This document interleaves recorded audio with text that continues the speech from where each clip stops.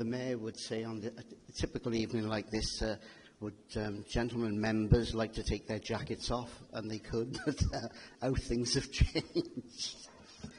Right, I declare the meeting of the City Council open. This hybrid meeting is being conducted on a multi-locational basis in accordance with the Local Government and Elections Act, Wales, and the arrangements for multi-location meetings agreed by the Council, which will operate alongside the Council's standing orders to ensure that we continue to take democratic decisions in an open and transparent manner. For those attending the meeting in the Council, please note that today's meeting is being filmed for live and subsequent broadcast by way of the Council's internet site. The images and sounds recording may also be used for training purposes within the Council. As you will see from the agenda papers, generally the public seating areas are not filmed. However, by entering the meeting room and using the public seating area, you are consenting to being filmed, and for the possible use of those images and sound recordings for webcasting or for training purposes. As well as being broadcast live, a recorded version will be available on the Council website about 24 hours after the meeting. Would all those members present in the Council chamber please use their microphones to contribute to the meeting, and please remember not to get too close to the microphone, and also to switch off the microphone when you are finished. For those attending the meeting remotely, can I request that you all switch off your cameras and mute your microphones when you are not speaking, to ensure there is no unnecessary background noise and to help with the audio and visual quality of the broadcast. The Council standing orders and code of conduct will apply at all times during this hybrid meeting in the same way as ordinary meetings, and members should conduct themselves accordingly. Members joining remotely are reminded that the use of the online chat function during the meeting is not permitted. For the benefit of everyone watching on live stream, when I invite the members to cast their votes remotely on any particular item, will they do so by raising their hands with their camera switch on so they are visible for the duration of the vote. There will be a pause while the votes are counted. Please do not switch off your cameras until I ask you to do so, as this will make it difficult to count the votes. For those members present in the Council chamber will vote in the same way by a show of hands. Welsh translation of the proceedings can be provided upon request. I now move to item 1, which apologies. I haven't had any apologies at the moment, so there's no apologies. Right. Declarations of interest. Are there any declarations of interest?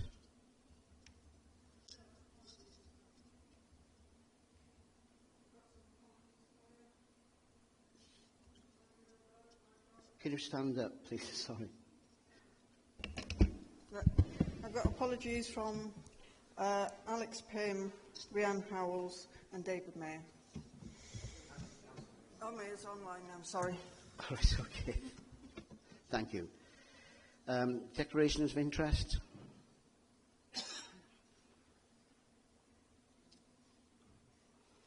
No declarations of interest? Right, my announcements. It's quite sad, really, that I had to remind members about a councillor, really, that was here for quite a long time, really, along with her husband, Atodlen.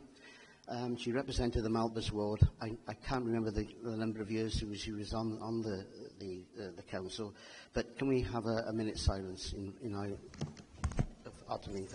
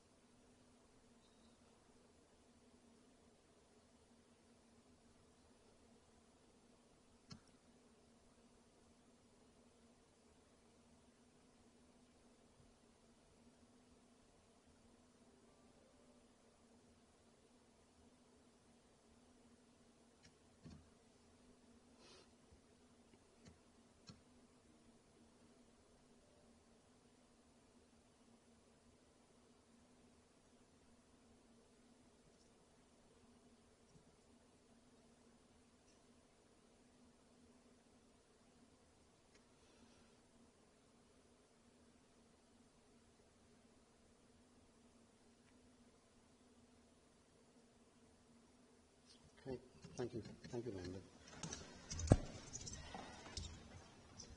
The only other announcement I'd like to make is just to remind members that when they're speaking, to speak through the chair. I had to speak last month, or last time we met. There was a few people that didn't do that, so please, through the chair.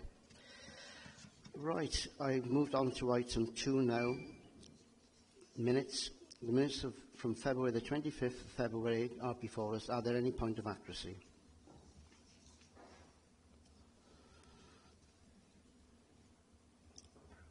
I move the minutes as a true record. Is there a seconder?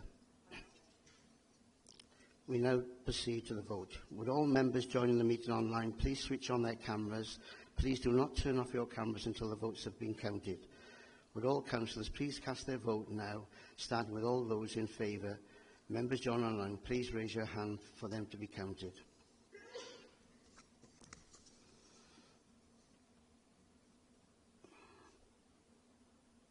I think that's unanimous. I think we can assume that.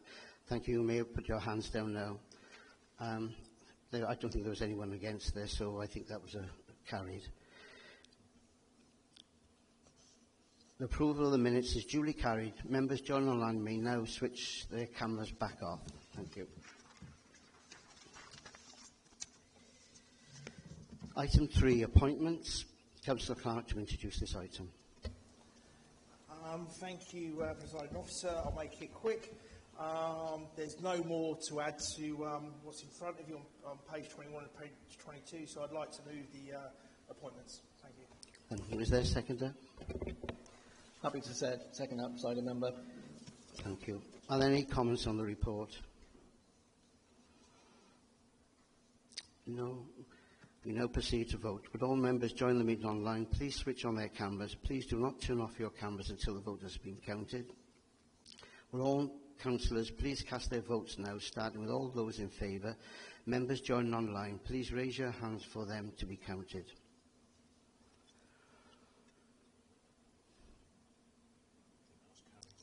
That's carried. Thank you very much. You may put your hands down now. Thank you.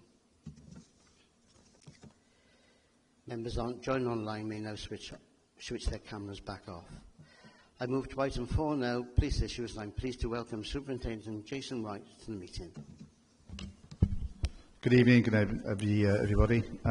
Quite a short update for me tonight. It's obviously the start of the new financial year, but just some a highlight from last financial year to date. So crime overall crime has gone down month on month for the last 5 months, up to and including the end of March, which is really pleasing, considering the start to the year that we had with crime. Shoplifting still tends to see a significant demand on Newport. So when you look at the last 12 months, 12% of total crime was the result of shoplifting, retail crime. But pleasingly, very little in the way of assaults on shop workers, which is pleasing to see. Going forward this year, there's a couple of things I just want to raise. We're just waiting the successful funding to come back around the hotspot patrols that we've had for the last 12 months. Invariably, we've done some further analytics around some of the crime areas in question, and the criteria is very firmly around antisocial behaviour, serious violent crime, and this coming financial year, the added caveat of knife crime. So we've scrambled the figures, we've done the analytics, and the hotspots that we've got is by and large very similar to last year, where we've got Pill, the city centre, Bettis, Alway, Ringland, and parts of Maindy as well. So by and large, no real change. That what I've also asked for and looking to secure is a dedicated coordination post as well, a knife crime and ASP coordinator for the force, so we can then start looking at consistency, not just consistency within the police across the force area, but also with our partners through our community safety partnerships as well, to ensure that the way in which we address and tackle ASB and indeed knife crime is consistent across the board. So that's something very much that we're looking to bring to the fore. We've also got coming up shortly an announcement from the government around the neighbourhood policing pledge, where we know that the government has committed for the lifetime of the government an investment in uplifting neighbourhood policing. So in the next few weeks, hopefully I'll be pleased to make some further announcements around what does that look like for Gwen Police, and indeed for the Newport area in terms of resourcing and what things that we're going to be focusing our attention on as we go forward into the new financial year. We've also had lots and lots of proactivity from the teams. I talked about Allway in England a short while ago. The month of March have been particularly proactive. We've undertaken numerous amounts of warrants in the England area. On one particular day, we did 3 simultaneous addresses. We've arrested, charged and remanded 3 individuals for being in possession of over £100,000 worth of Class A drugs. So they've been taken off the streets.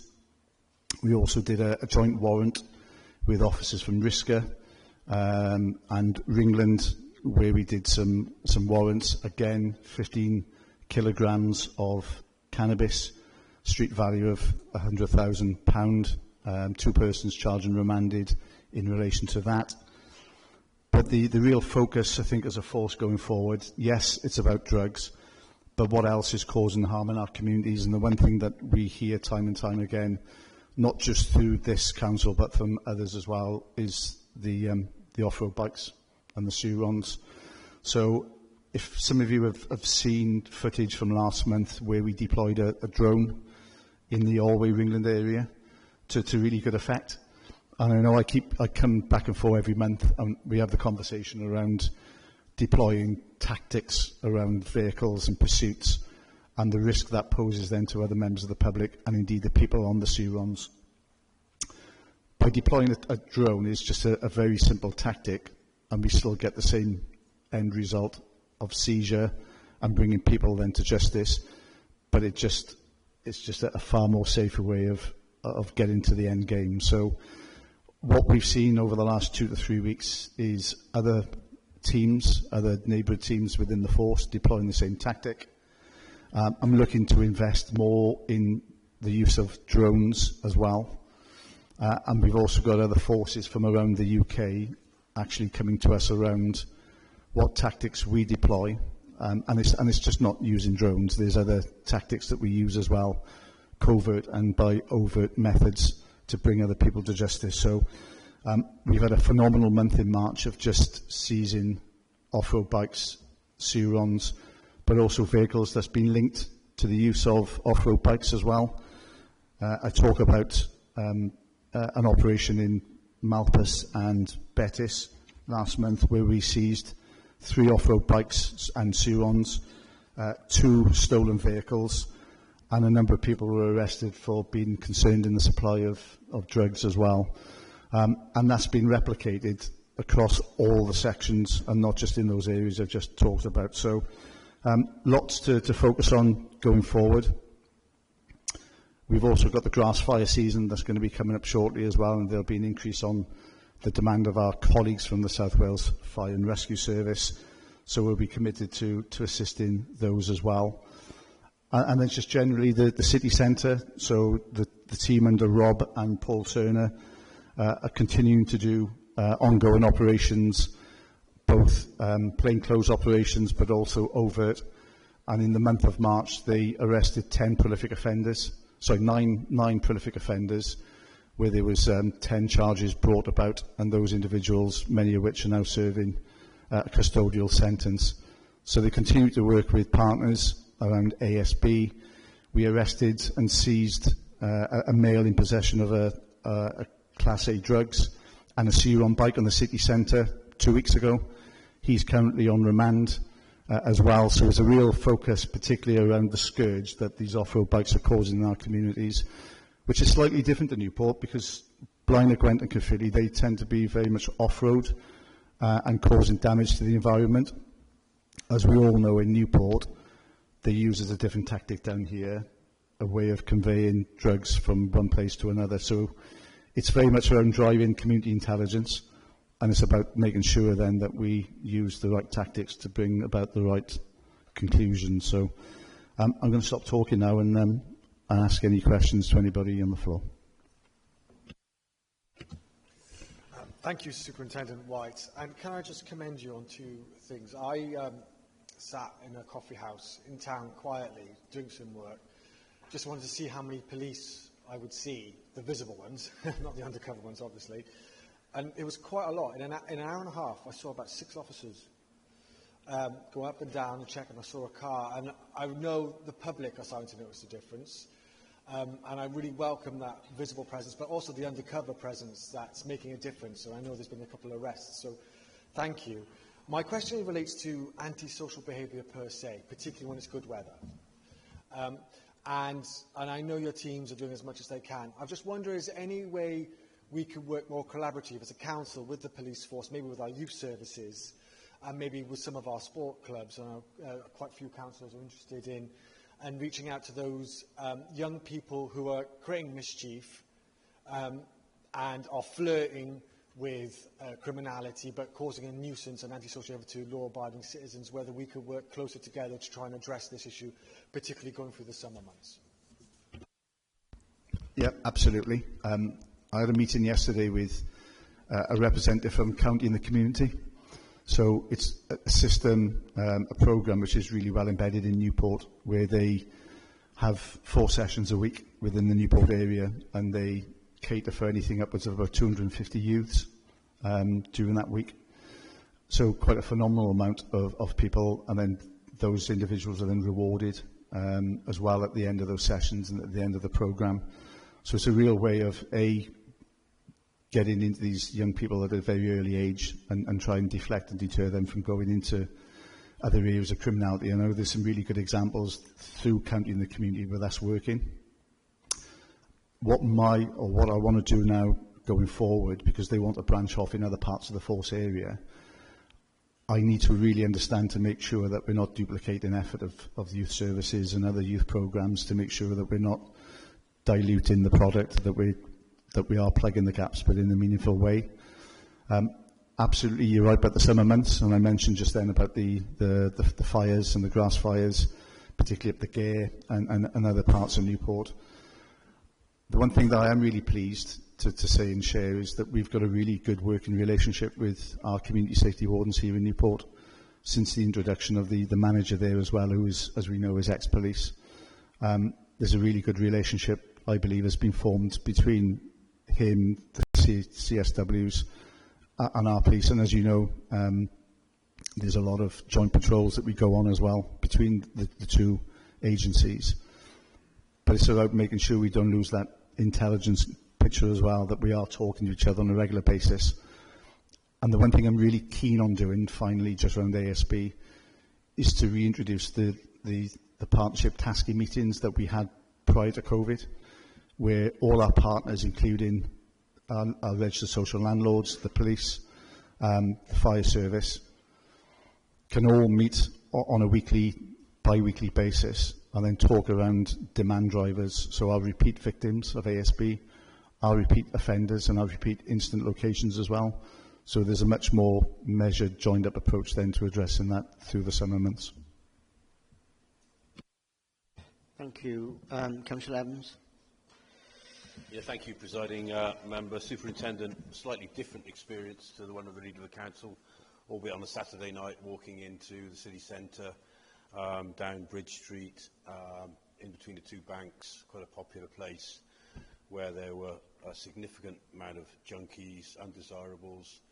There were people kicking a bottle, playing games with glass bottles, people on their bikes, scooters, and I've got to say it would be intimidating for a lot of people due to the number, and I didn't see any police there at the time. I'd mentioned this to you. I'm sure there were police in the city centre, but perhaps we can have, you know, a greater visibility on at peak times, Saturday night being one of them, and liaising with the CCTV operators, because clearly they've been there for some time, and I think even if there's been some police there, just to reassure people, that would be helpful. Thank you. So just by way of reassurance, we have got dedicated teams as part of our City Safe approach to the city centre. Every Friday and Saturday evening we have a structured briefing at 5 o'clock, which is given by the neighbourhood sergeant. Early evening there's an opportunity to early engage using our PCSOs and our neighbourhood officers, and of course the ambassadors as well that walk the streets of the city centre. So that's around early engagement. So I was really surprised when you said that there was no presence on the city centre, because they're rotated weeks and weeks in advance. And then finally then at 10 o'clock there's a further briefing where the night shift response teams come on duty. And their duty is their responsibility is to patrol on foot the city centre up to and including the point that they finish their tour of duty at 7 o'clock in the morning. And the terms of reference to that is really strict. Even if they are to arrest people on the city centre, they then do not leave the city centre to go to Ystâd, where our custody suite is. They hand it over to a nearby awaiting van, prisoner transport, and they remain on the city centre. So you'll always have a footfall of police officers on the city centre.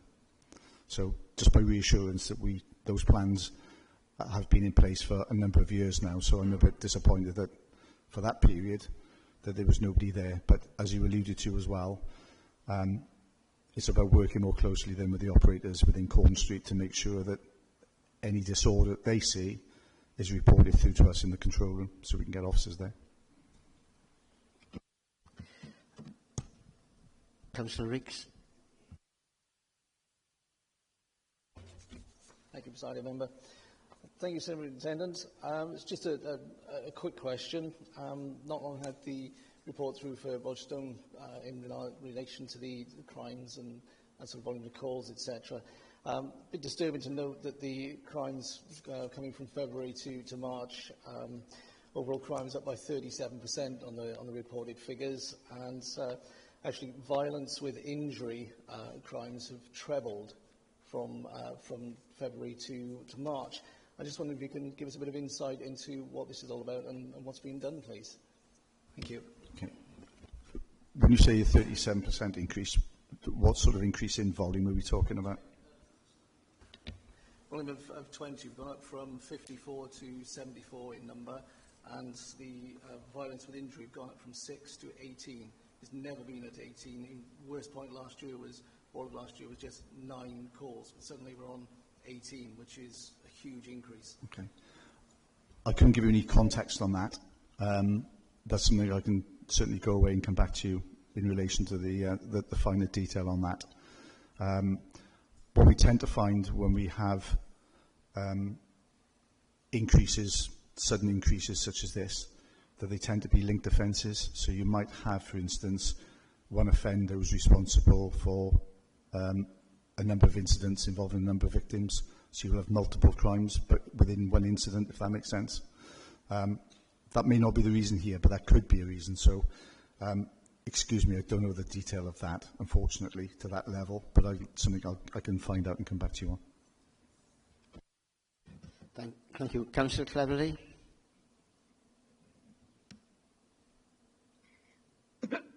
Thank you, Presiding Member.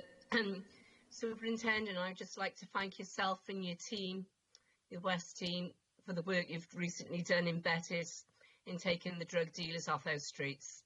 Thank you very much. Job well done. And I'm not mentioning any names, you know exactly who I'm on about. Thank you.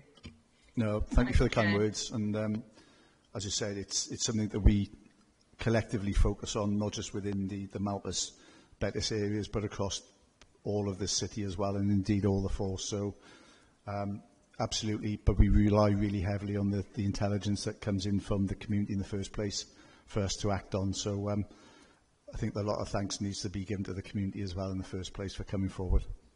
Exactly. Thank you. Councillor Lacey.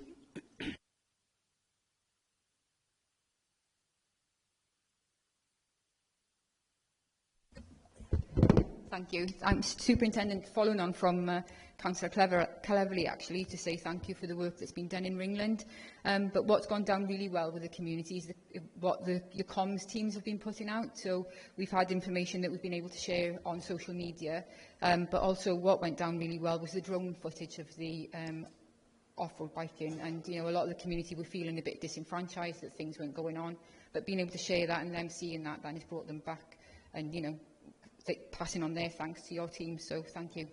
No, thank you. And it's something that I talk about with the leader a couple of times around comms and making sure that we work more collaboratively together. But there's much more I think we can do as well. So I think what will be really impactful is that if we were to show that video footage, just then show the vehicle or the Cerons being seized, but then what better than to actually have video footage of that then being crushed. So from start to finish. So that's something that is something in being at the moment. I spoke to my comms team. I think we've seized op Harley I think we've seized 95 off-road bikes.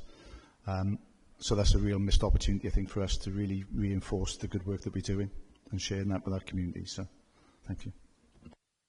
Thank you. Councillor Morris. Thank you, Mr. Presiding Officer. Superintendent, the other day I tried to buy one of those combs with a razor blade in that you cut hair in for my dog, not for me, I hasten to point out. But there were so many questions asked online, it was so difficult to actually buy it. Much to the dog's regret, I didn't buy it and I cut it with scissors and the dog's afraid to go out now. But it begs the question, how do these youngsters get hold of knives? Where do they purchase them? And is there any action taken against the retailers that actually sell them to them? But it's so fair play to the online site, it was almost impossible to buy a blade online. I think the point is that when you talk about terrorism at the moment, it's become less sophisticated, and you look at the increases in knife-type terrorist attacks because it's an article that is easily accessible. You can get it from your kitchen worktop. There are tighter restrictions about purchasing things online, which you're absolutely right. But part of this knife crime coordinator I just mentioned then as part of the funding is not just looking at the pursue bit of it in terms of stop searches and based on community intelligence. It's also working with our partners around visiting shops, you know, test purchasing, that type of thing, to make sure that the shopkeepers, because they have got a responsibility themselves.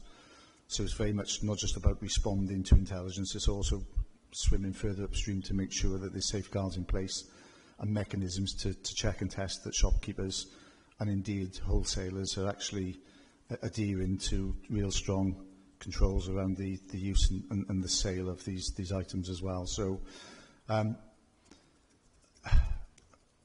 there's also a question then around parental responsibility as well when these children are going outside. A lot of the stuff that we find are literally kitchen blades, kitchen knives. So they come from the home. So I think it's about raising awareness as part of the Safer Schools approach that we've now got within Gwent Police, is that we do have bespoke educational inputs to school children, both in primary and in high schools as well, on the ramifications of knife crime. But going back to your point, I think it's something that as a collective, as a partnership, and certainly Newport is no different when you talk about serious violence and the duty therein. I think there's more that we can be doing around trying to prevent these items coming on the streets in the first place. So, yeah. Thank you. Councillor James. Thank you, Presiding Member. Is this close enough? Yeah, so one of the things I consistently come up with as a councillor, and I'm sure, Presiding Member, you would say this too, is that residents will come to us with police issues, and then, you know, we ask, have you reported it to the police? No, there's no point, or no, I don't want to be stuck on 101 for ages. But actually, there are many different ways to report to the police. I've reported to the police through Facebook Messenger, for example. So what assurances can you give to residents that actually it's really easy to report. When should they report as well? I think Councillor Evans mentioned seeing something in town that perhaps he did report at the time, I don't know, but it certainly could have been reported at the time. So so the question is, can you reassure residents and councillors and help us understand the ways we can report quickly and in the correct way? Thank you. Yeah, so you're right, there's many ways in which you can report incidents. You can do it online. We've got a system called Single Online Home, which is being used by all forces, so it's a very standardised reporting mechanism. We've also got a 24/7 social media desk, which is staffed in the force control room. So as you said, Messenger, you can put messages on and report there. 101, you can report there, and despite the issues that we've had historically over the years, Gwent Police is one of the top, consistently now, one of the top performing forces in the country in terms of speed of answer. Just as an example, in the last 24 hours, Gwent Police have fielded in excess of 700 calls, so 700 calls for service. Our abandonment rate is around 2 or 3%,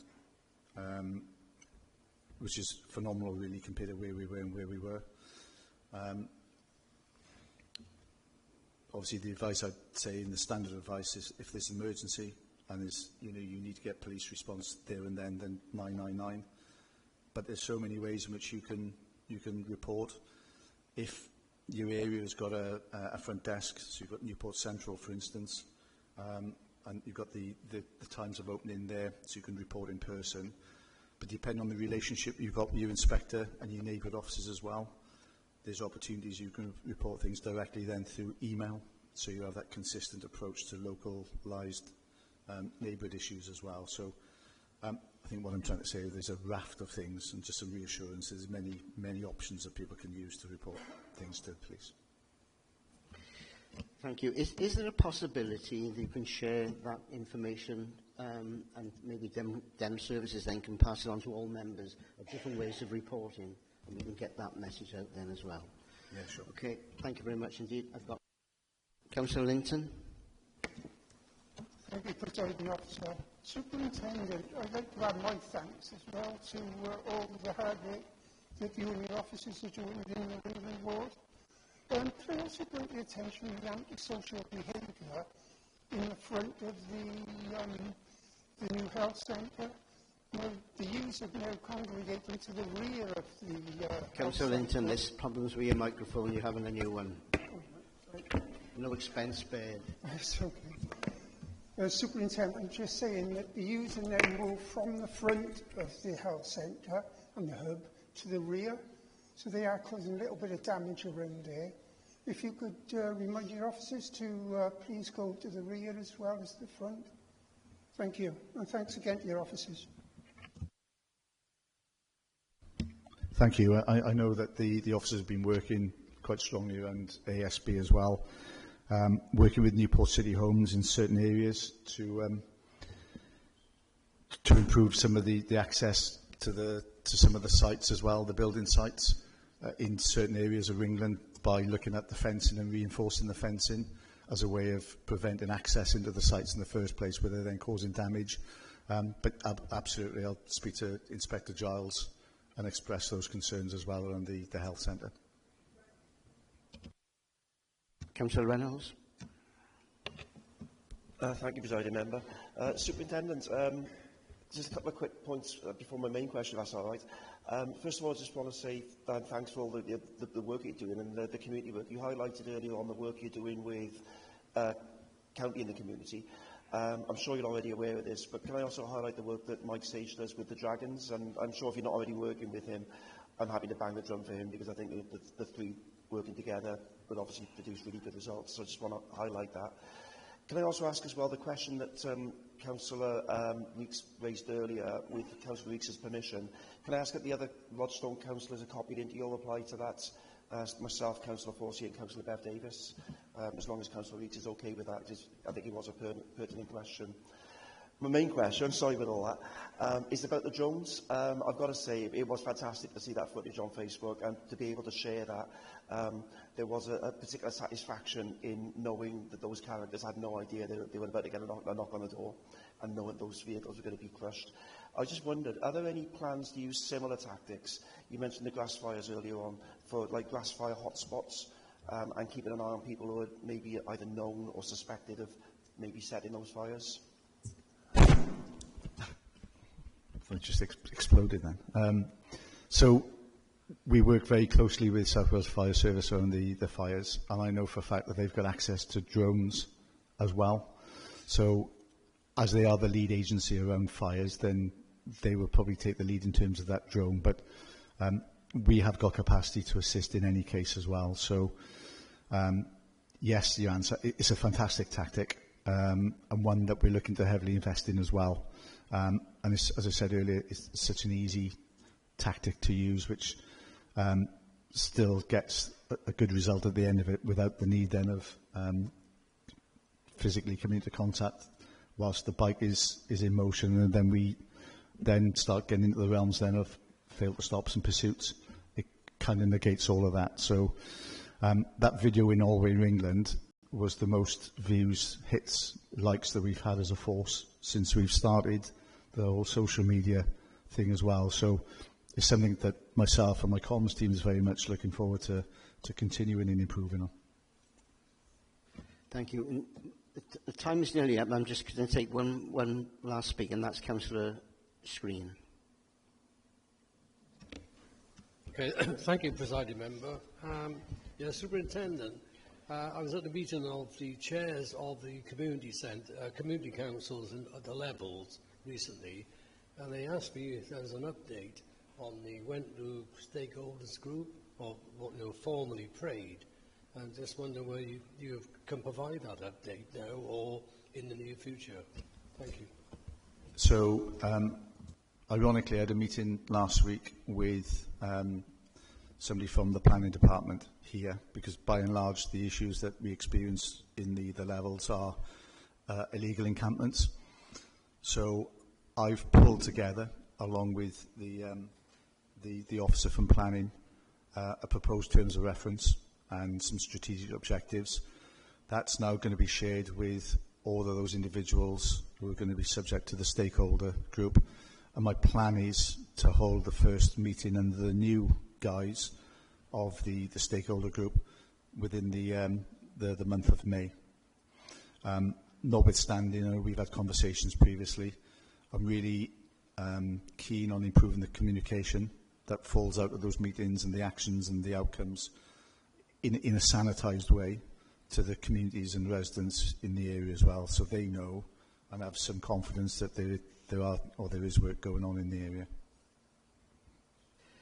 Okay, that's the 13 minutes up. I suggest that the two members that want to ask questions, I'm sure they can pass it on to the local inspector of their particular areas. Can I thank you, Superintendent White, once again, really, for answering all the questions. I first went started, I didn't think anyone was going to ask a question, and suddenly we had 12, so well done to you, and thank you very much indeed. Right, we move on now to item 5, which is a notice of motion. Councillor Lauren James is going to introduce this item and formally move the motion.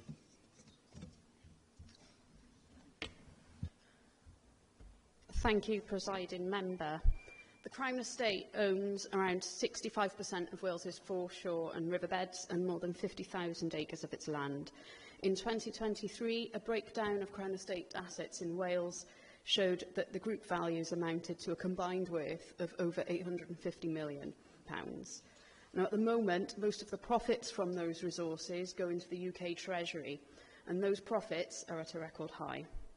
I won't need to remind the Chamber that the picture at home is much less rosy. Economic equality continues in Wales, and councils across the country, including this one, and indeed the Welsh Government, are making increasingly difficult decisions year on year. So tonight I'm asking this council to support the campaign to devolve the Crown Estate to Wales, so that decisions about Welsh resources are made in Wales. This is not a new idea. In fact, Scotland has had control over the Crown Estate since April 2017. The profits from Scottish resources are retained in Edinburgh and used in Scotland. There was a reduction in the block grant, but it was more than offset by the revenue generated. In the most recent financial year, there was a 10 million reduction in the block grant, with more than 113 million generated. In Wales, we're dealing with much smaller numbers, but with a lot of potential. So Wales is not asking for special treatment, we're asking for parity. We do deserve the same opportunities as other devolved nations. What's good for Scotland is good for Wales. Devolving the Crown Estate will help us reach net zero too, with the ability to make decisions over the management of those resources, giving us the flexibility to drive renewable energy projects forward according to our needs. And the profits from those projects can be reinvested in our services. Now, as I said earlier, most of the profit from the Crown Estate at the moment flows into the UK Treasury, and I know some would argue that we're all in this together and we'll get that money back. But we've seen how this plays out. I'll give the Chamber a very recent example. Employer national insurance contributions rose recently. The Chancellor had said that the UK Treasury would cover the cost to the public sector, and that's exactly what she did in England. In Wales, we have a proportionally bigger public sector because our population is poorer and sicker. But the UK Treasury isn't funding that increased cost according to our needs. The Chancellor is using the Barnett formula, meaning that the extra funding Wales gets depends on what England spends on itself. Lord Barnett himself has denounced the formula as grossly unfair and a national and personal embarrassment. Applied to the employer national insurance contribution, this means that while England's increase in public sector costs are covered, Wales's are not. In fact, it's left Wales with a gap of up to £65 million. That money will have to come from somewhere, and I don't think our public sector can take much more squeezing. The suggestion that our services should be funded based on what another nation spends on itself is frankly insulting. Now, we're not deciding on the Barnett formula today, but what I am saying is that the profits made from Welsh national resources should fund Welsh services, including our councils, according to our needs, not England's needs. The people of Wales understand this and they do want it to change. In 2023, a YouGov poll found that 75% of Welsh people favour devolving the Crown Estate. Almost every council in Wales has backed it. The Welsh Government back it, albeit a bit more quietly than it could. And I hope that this Chamber will back it too. By backing this motion, the Council will send a clear message that we believe Wales deserves the same treatment as Scotland, that we are listening to the public, and that we believe Welsh resources should fund Welsh needs. Thank you. Is there a second to the motion? Happy to second the motion, Presiding Member, and I'll resume my right to speak at the end. Right, okay. Does anybody else want to speak on the motion? Councillor Evans. Thank you, Presiding Member. I must confess, I never thought I'd see the day when this Council debates a motion proposed by Yes Cymru, who campaigned for Welsh independence. The YouGov poll was commissioned by, guess who? Yes Cymru. And, as we all know, it is all down to the wording of the question. So I can't really see it gathering popular support here in Newport. I would expect it from the Welsh Government in Cardiff Bay, because they've been frequent bedfellows with the Welsh nationalists for decades. But how many Plaid Cymru councillors do we have in Newport? None. How many more important issues are Newportonians facing? Hundreds. I just wish the Welsh Government would get on and sort out our appalling waiting lists, poor educational performances, instead of wanting additional powers to justify the absurd amount of money they are spending on more politicians. I can't really see how supporting this could change the lives and fabric of all our communities for the better. Just remember that whatever political party is in control in Westminster, you take away income and the block grant will be reduced to accommodate this. You will also get additional administration costs and years of divvying before the transfer takes place. The Labour Secretary of State for Wales, Jo Stevens, said it is a risk to jobs. And her words, we are not prepared to put all that at risk. The risk of market fragmentation, of undermining are potentially destroying developer confidence in flow, and then have to watch that investment go elsewhere in the world. So sorry, the Conservative Group will be voting against this motion, and we will be asking for a recorded vote. Thank you, Presiding Member. Thank you, Councillor. Anybody else wants to speak on the motion? No. Do you want to speak on the... If someone else wants to speak, no. I've raised my hand. Do you want to speak on the motion? No, I want to propose an amendment. But we got to wait. You want to bring the amendment now? All right. Sorry. Presiding Member, the amendment I wish to propose is we confirm that Newport Council supports the campaign to devolve management of the Crown Estate and its assets in Wales to the Welsh Government, and that the funds raised be used to support the social needs of the Welsh people. We ask the leader to write to the Welsh Government outlining our support to help persuade Westminster to devolve the Crown Estate as a matter of urgency. Is there a seconder to the motion?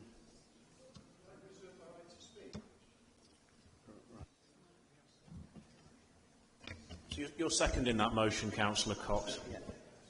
Do we have any written copies? So, Councillor Druitt, can we just confirm you want that wording to completely replace what Councillor James has proposed? Yes. Okay. Do we have written copies of that anywhere? Yeah. Point of order, if I may. Sorry? A point of order, if I may. Sorry, I can't see much difference. Can you explain to us the difference between your motion and the original motion? Because Councillor Moller, the motion is going round. You will be right to speak rather than when it comes round. No, So what I'm asking, the difference You can make the point in the debate, Councillor Morris. We'll just get copies of it circulated.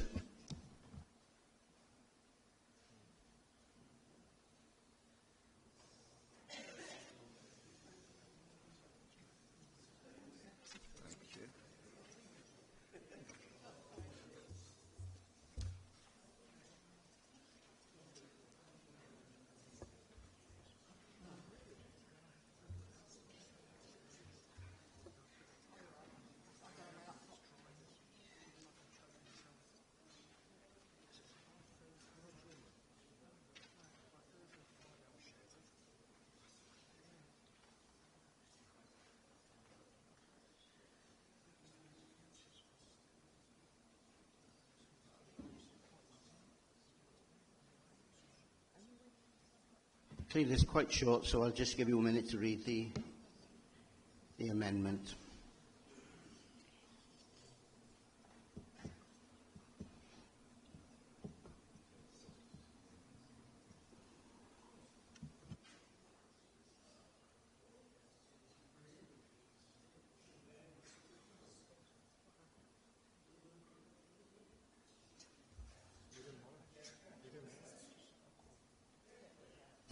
Can we have a bit of quiet, please?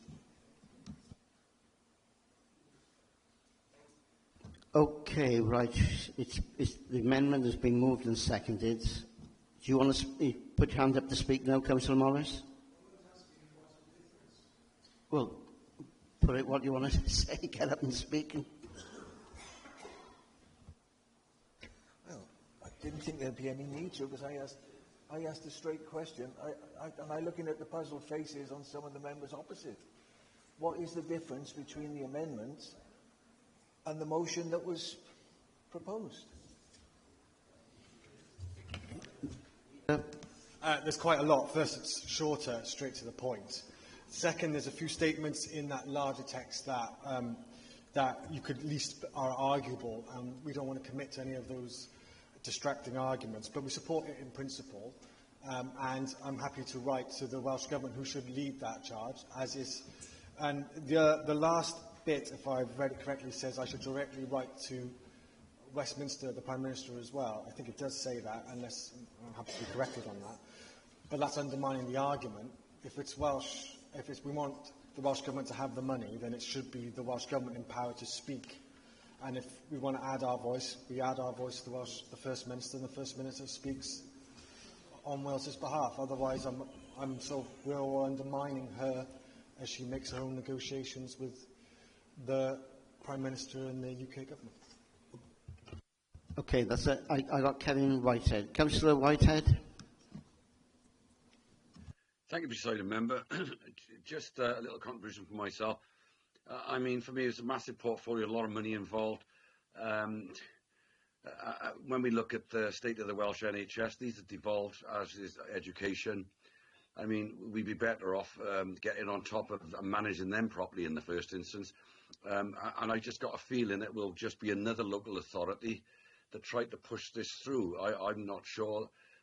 This would be interesting to hear the members of the public's opinions on this, because you'll probably hear that they're not, currently, the Welsh Government, there's not a lot of confidence in them in running the devolved issues that we have as regards the Welsh NHS. Councillor Whitehead, we got to discuss. Councillor Whitehead, sorry to interrupt you. I just think it's a no-brainer. It's no point. We won't get anywhere with this. Councillor Whitehead, obviously we're talking about the amendment here, and I think that's what we've got to start debating. They're both the same, literally. Shortened version is the second one, Chair. That's what I'll say. The second one is just a shortened version of the first for me. Okay. Trying to be helpful here. Have all the councillors online got this in the chat Yes, box? I think they've been sent it. Yeah, I've read it. You've read it. Yeah. Yeah. Okay, It's all been sent. I got Councillor Jones. Yeah, Can you stand, please? I'm standing here. I just looked across the cabinet and everybody. I feel baffled about this amendment, and I think half of you do as well. If you had a vote now, I don't even think you know what you're voting for. It says a little speech, hijacking another proposal. I think it's pants. Councillor Jones, through the chair, please. Sorry, Chair, I think it's pants. Councillor Forsey, and don't go after me either, okay. I got Councillor Aluami.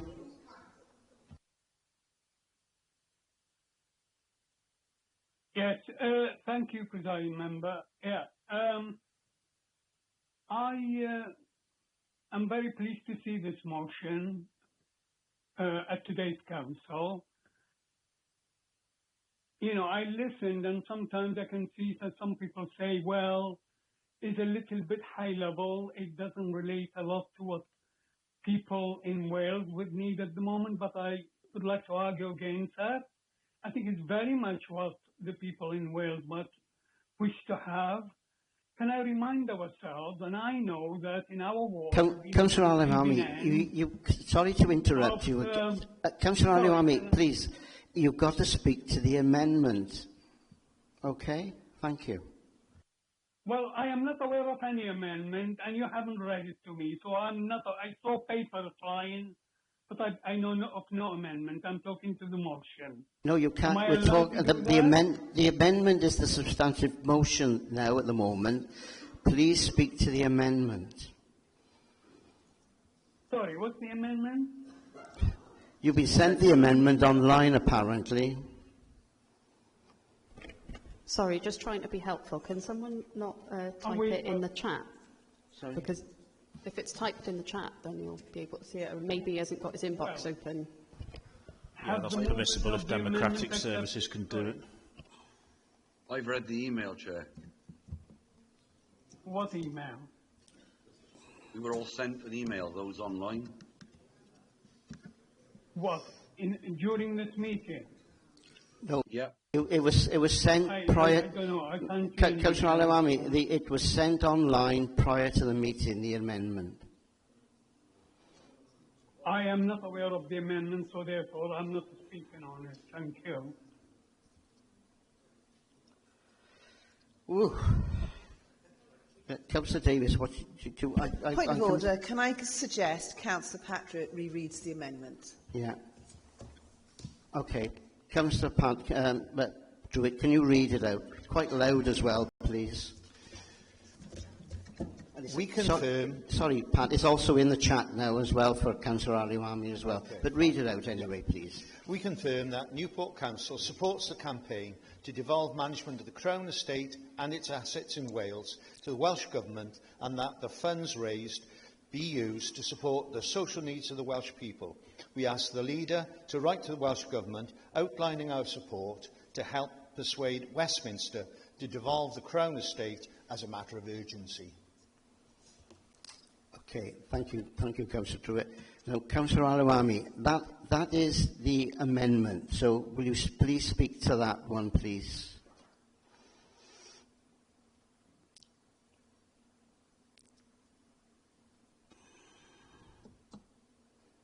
I'm sorry, I can't see any amendment in front of me. It's in the chat, Mick, You need to hit the chat. Put the chat icon and it'll load on the side. I thought you weren't allowed to use the chat, sorry.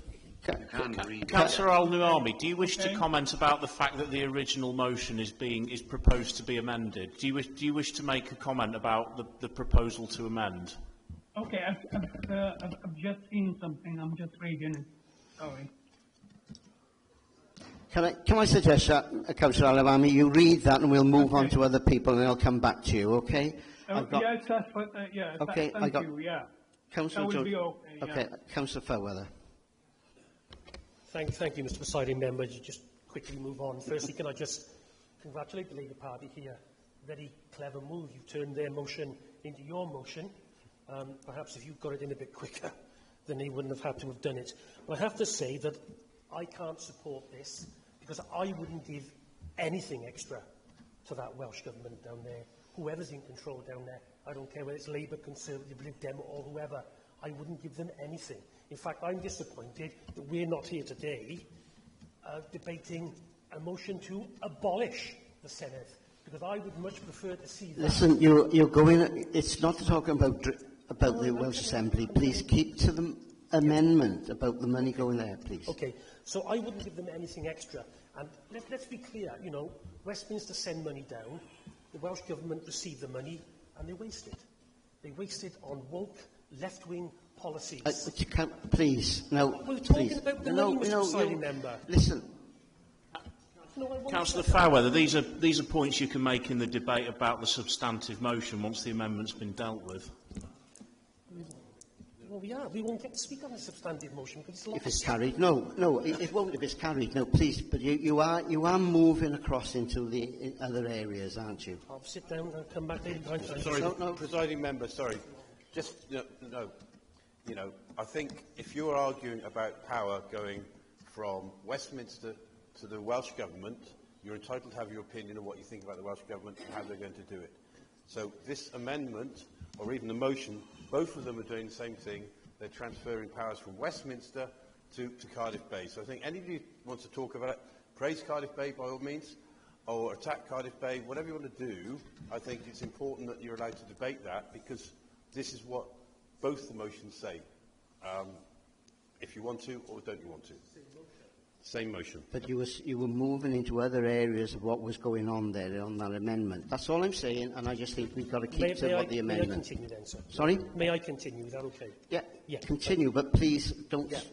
Okay. So the government in Westminster send money down to Cardiff Bay.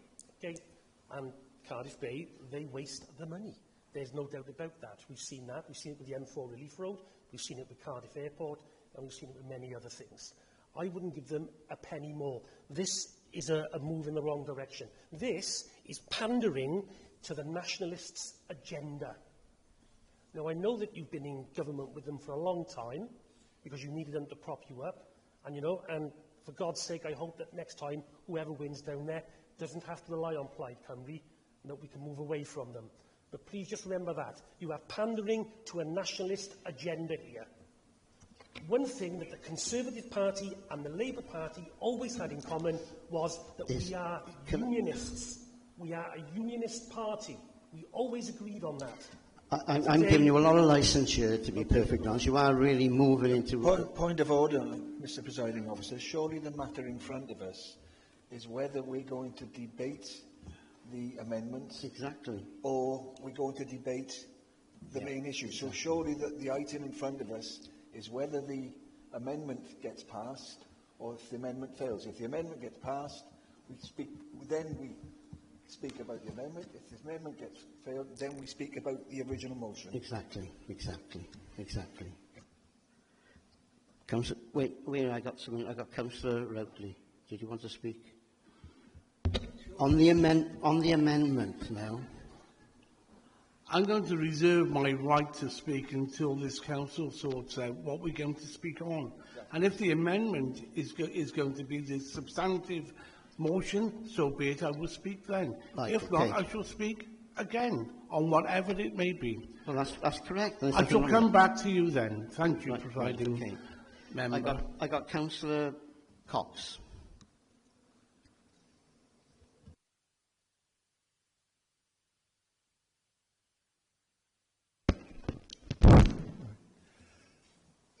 Right, why have we moved the amendment? That seems to be a question that's in some people's mind at the moment. Well, first of all, with respect to the people who've moved it, and I hope they don't take this offensively, it was a bit of an essay. And in my sort of experience, it's usually better to get straight to the point and say what you mean without writing the whole side of the sort of history of the subject beforehand. So that was one reason for the amendment. I hope they haven't taken that offensively, because the amendment is trying to achieve the same purpose, it's supporting the same principle, and so I very much hope that people who supported the original motion can also support the amendment. What are we voting on? That's what we've been asked as well. Well, what we're voting on is a principle, actually, and the Westminster Government have put forward an argument that's quite consistent about why the Welsh Crown Estate funds should be merged with the English Crown Estate funds for reasons that have actually been outlined very well by Councillor Evans, I think.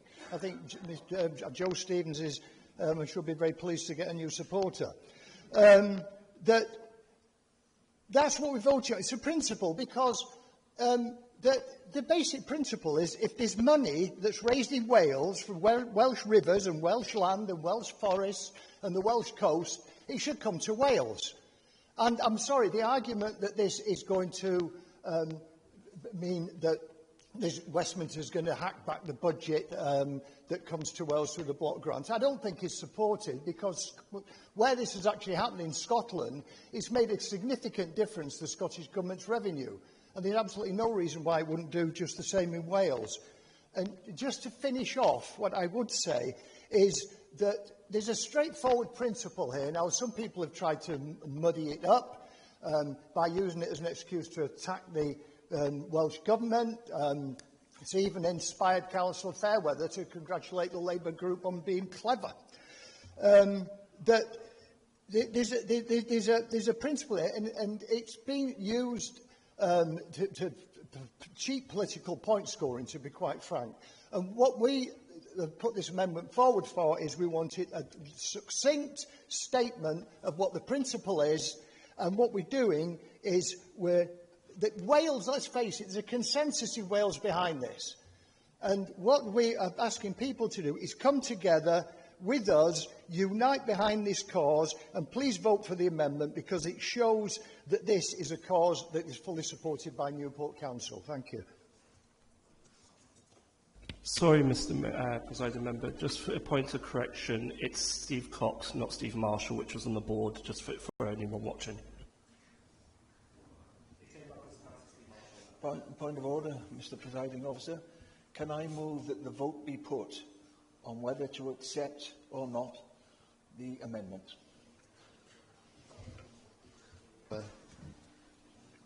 Is members going to agree to the vote be taken? You've got to stand up and... Sorry? Yeah, Councillor Cox seconded the amendment. Right, okay, that's enough now. That's it. Right, the vote is now that the vote be taken on the amendment. Is there a substantive motion? Yeah. So all agree that the amendment now is the substantive motion. 4. Right. So that's carried.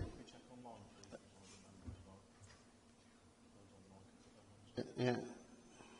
So if all those in favour on joining online could put their hands up as well, please. Put your cameras on, please, so I can see. That's it. Yeah, that's carried. Okay, so the amendment now is the substantive motion, okay?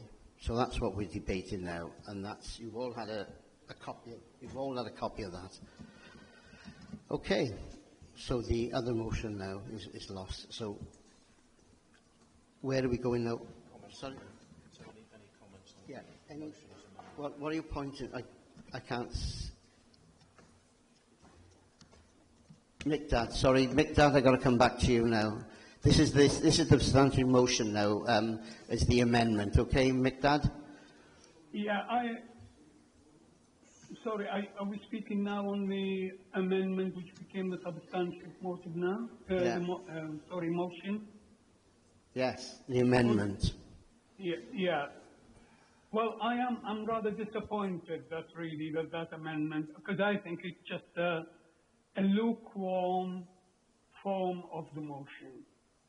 So I'm not happy about supporting that, so I'm going to abstain on that one. I was very happy with the motion because it addressed fundamental issue we have in Wales, which is really the commitment also of the Westminster government to devolution. In Wales, we used to enjoy quite a lot of benefit from the structural funds that came from the EU. And we've lost those with the Brexit.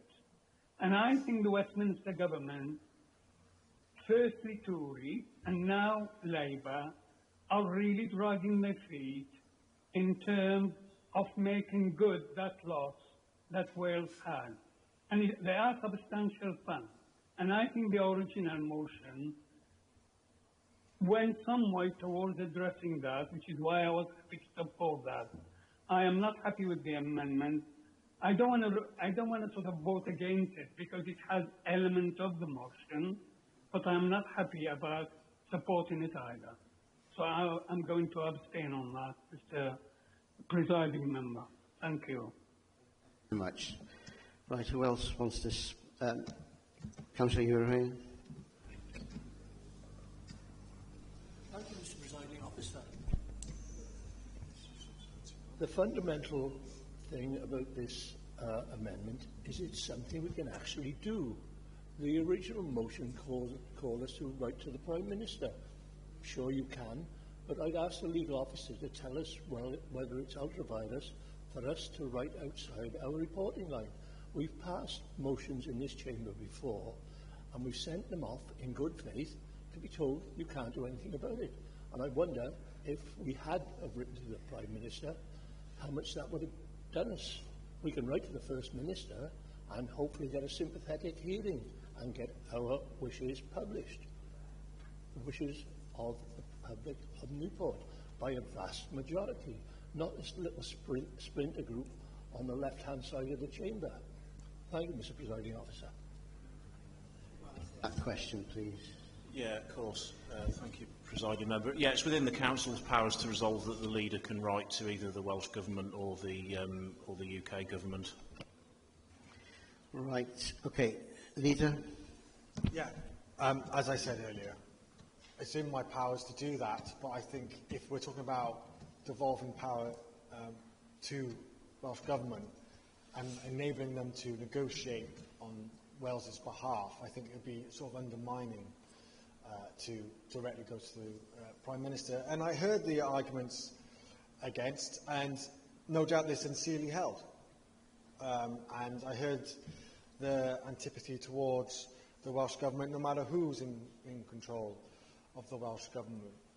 But what I would say is, for Wales, it's important we own our own resources and administer them in our own land, and have control and autonomy over that in that land, and to have the right to vote in those elections, and people who are closer to us and respond to us rather than Westminster. And devolution, in many ways, is still an evolving process. Is it perfect? No. But it's far better to have power closer to us and to our homes and to our families and to our communities than in London. Whoever's in charge in London. And I think Cardiff would have a better perspective on Newport's residents' issues, or Gwynedd, or Powys, or wherever, regardless of the political debate, then London and regardless who's in power. So it's about where should be power reside and where should it be held accountable and how close should that accountability be. And for me, I want people to be held accountable that are closer to me and to my family and to the residents around us and to the people we all love and care, where in London it feels remoter. That's my view on it. Councillor Thomas. Thank you, Presiding Member. I'd like to thank Councillor James for bringing this to our attention. There's certainly some aspects of the ownership of the Crown Estate which I was unaware of. I had heard of it, but I certainly didn't realise that it extended to the land all around the coast and a whole stack of other things as well. And of course, it's a huge amount of revenue, and I think we would all agree that, an extra injection of something approximately that amount would make a huge difference to everybody and the quality of life and social justice in Wales. So I'm sure that we can all agree on that. I have to say, I took a very... well, quite honestly, I was shocked and appalled when we were in the situation where we had to put up with the bridge that came over the Severn, what I was always thinking of as the new bridge, being named the Prince of Wales Bridge. But I can see now that must be, perhaps this is just another perk of owning the land right around the coast. But I would... Councillor Thomas, to the Chair. Round the coast, Chair, Presiding Member. But, you know, I would certainly welcome the redirection of those funding towards the people of Wales, because our first duty as elected members within Newport, but for all elected members, should be to support our people in Wales and support the additional funding. Thank you. Thank you. Councillor Oakley.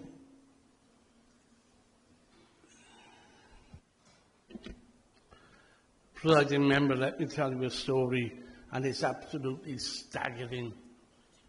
Presiding Member, in 2021, a staggering amount of £155.5 million vanished from the Welsh economy.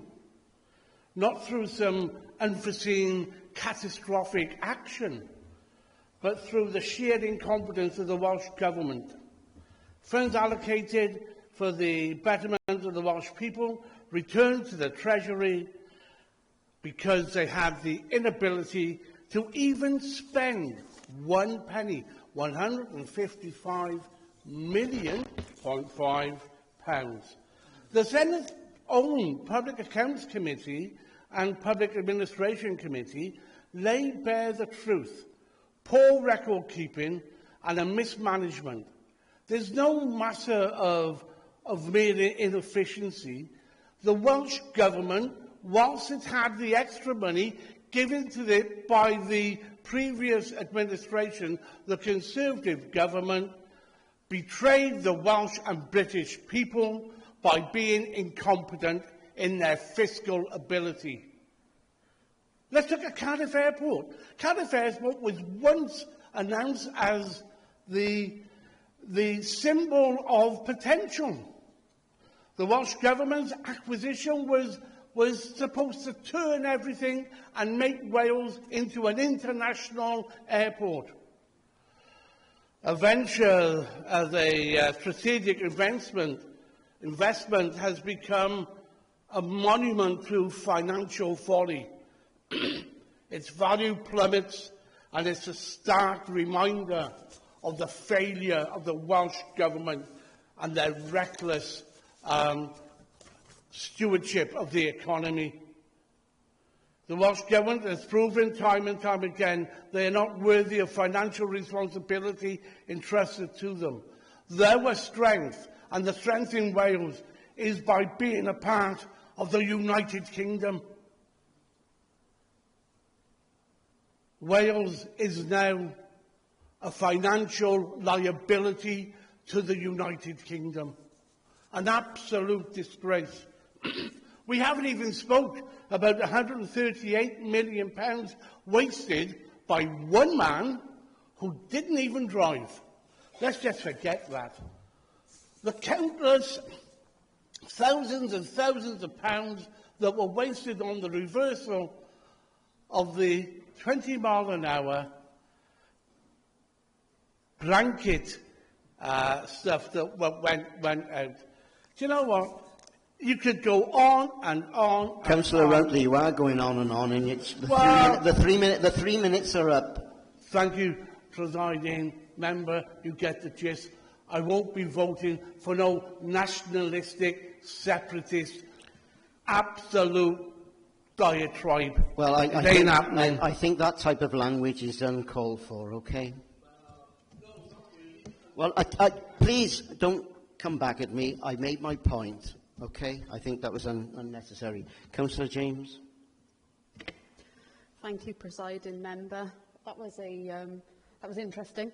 I do wonder if the Conservatives would support this motion if we had a Conservative First Minister. Is this about the colour of their rosette, or is it about the decisions where Wales's natural resources should be? I am going to be voting for the substantive motion. Amendment. Yeah, the amended motion, sorry. Take on board the points. I was quite entertained by the fact that it was my former head teacher making a lot of those points. I wonder what he would have graded the original motion. I hope he would have been kind. I don't accept, or I didn't accept that the leader couldn't write to the Prime Minister because, you know, as we know, it's in our powers, but I don't think it's such an important issue that we should now vote down this motion. I would strongly encourage everyone in the room who would have backed the original motion to still back this one. Thank you. Thank you. Councillor Screen. Thank you, presiding member. Just to confirm, we are talking to the amended motion, which is now the substantive motion. I'd just like to say that I think this is a classic case of in media res. For those of you who remember your Latin, means get straight to the point. And this amended motion gets straight to the point. You know, it's straight to the point on two things. One about is devolving Crown Estate to Wales, which I think, you know, we would all agree with. And secondly, that we as a Welsh Council, we work for the Senedd, which is the governing body for Wales. And I think it's quite right that this motion confirms that we as a council, Welsh Council, ask the Welsh Government to then put pressure on the UK Government. Okay? That is our governing body, it's the Senedd. And I think we should respect that. And I fully support the amended motion. Thank you. Thank you, Councillor Screen. Councillor Reynolds. Thank you, presiding member. I was going to talk originally to the amendment, but obviously now it's now the substantive motion, so I'll slightly amend what I was going to say. I mean, the first thing is, obviously I'm going to support this, but one of the main reasons I wanted to support this rather than the original motion is because as we mentioned a couple of times before, it does get to the point, it's very succinct, and it doesn't commit this council to things that maybe we wouldn't be able to deliver. So I think that is an important distinction, especially for those who said earlier that it was the same thing. It's not the same thing at all. It certainly wouldn't put this council out of step with a lot of other councils in Wales. RCT, Merthyr Tydfil, Swansea, Caerphilly, Flintshire, all of them Labour councils or Labour control councils that have all already passed a motion very similar to this.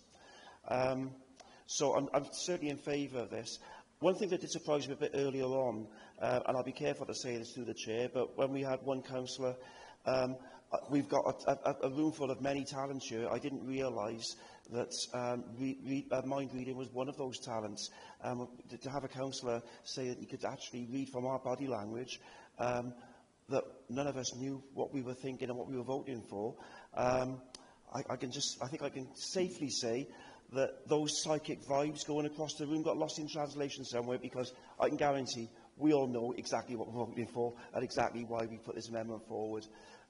So I'm voting in favour of this. Thank you.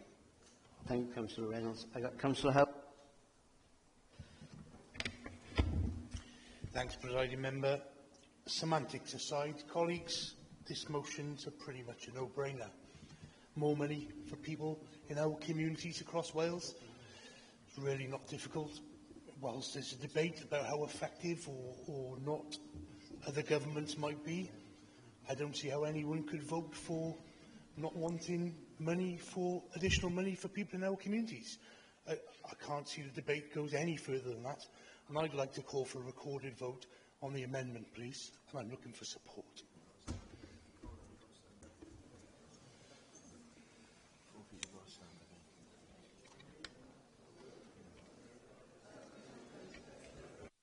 Yeah, that's fine, members. You can sit down. Thank you. Oh, I thought you were all going to leave then. You got up to go and leave me on my own.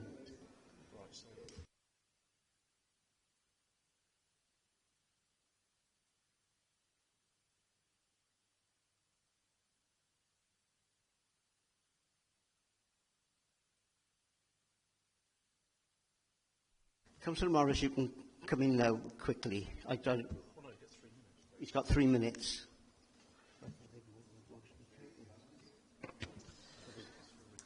You say tomato, I say tomato. Sorry? Just turned it off. As my colleague said, this is a no-brainer. I still can't see much of a difference between the two. But I don't know whether, Bill, you've actually read the amendment. We confirm that Newport City Council supports the campaign to devolve the management of the Crown Estate and its assets to Wales to the Welsh Government, and that the funds raised be used in support of local social needs of the Welsh people. Who on this planet can disagree with that? Which councillor can go out there and say to the people you represent, I just voted against a motion that's trying to bring more money within the grasp of the council to help you, to help us get the city right how it should be. Absolute no-brainer. The main reason I stood to speak this time is I think that we should all acknowledge Lauren James for the great effort she's put in this, the wonderful way that you read your first motion, and thank you on behalf of the people of Newport out there for doing your best to help them. It's up to us to support you. Thank you very much for what you did. Councillor Hughes. Thank you. I think, I agree that thanks to Councillor James for the motion, but, this is exactly that. This is about Welsh people having a Welsh say.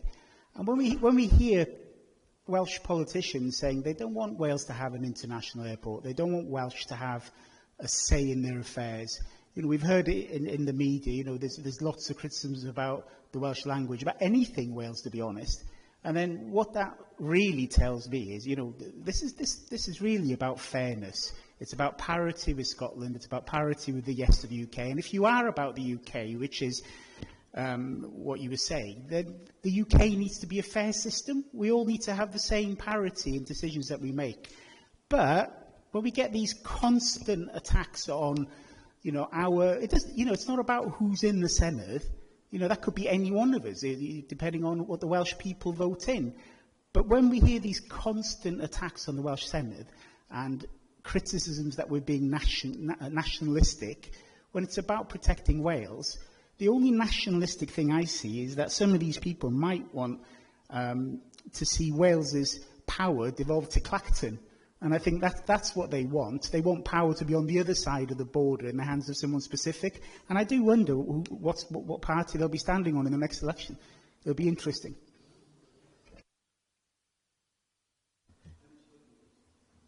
I'm getting a little bit confused here because I've been told now that people have been have raised and spoken on the amendment. Now, I haven't spoken on the amendment yet. You haven't? Well, we're not debating the amendment. We're debating the substantive motion. And Councillor Evans, you had the first comment on that before the amendment was proposed. So you can't. A member can't contribute more than once in a debate. I'm sorry, I did not speak on that. This is a new debate. We had the vote. I haven't spoken on this. I haven't. Well, you can explain it, but to be over the years I've known that the standard motion now is this, and I thought the other one was lost, isn't it? Yes. I don't know, and I don't want to fall out with you now, but I'm just saying that's what I always thought.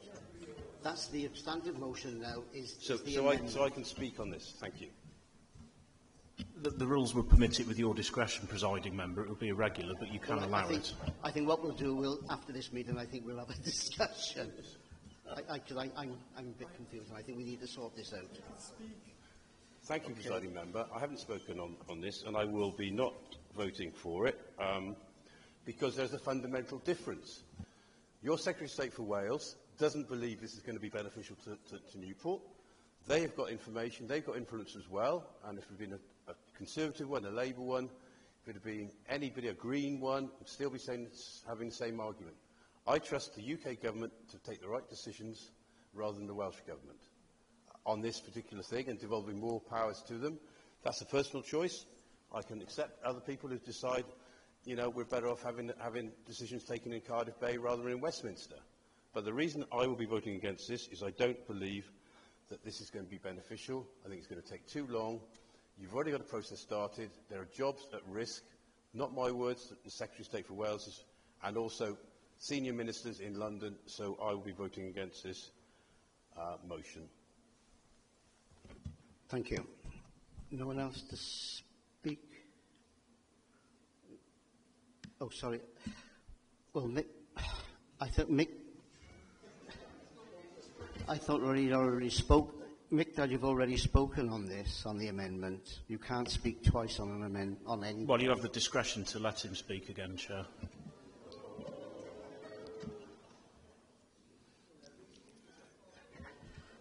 Mick, Dad, please be brief. Please, I'll let you come in now, but please be brief on what you want to say on the amendment.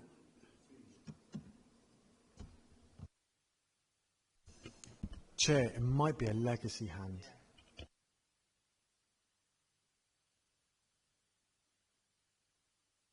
Okay, can we move, Pat? No, so the original proposer of the motion gets the opportunity to sum up. Right. Councillor James, do you want to... I thought she already mentioned that when she spoke, she said she was going to support the amendment.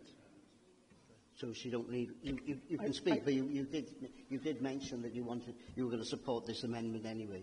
Yeah, sorry, I thought my understanding was that it was Councillor Druitt now, because it's a new what motion. I'm saying, because your original motion, that's been lost, but you supported the amendment anyway. So she's mentioned that when she got up to speak. It's at your discretion, Chair. Do it, but I'm just saying, you're only going to repeat what you just said. More money for Wales, yes please. Please vote. Okay. Right, okay. Do you want to speak, Pat? No, I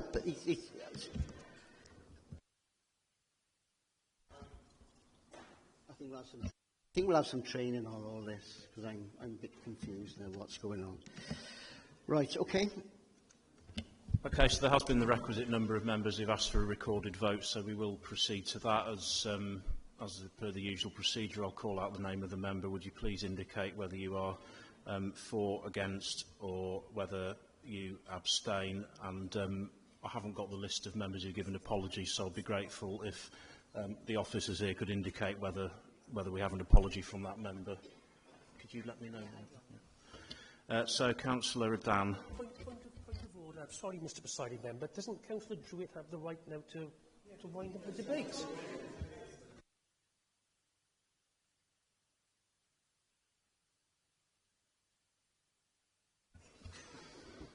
You've got a home to go to, haven't you?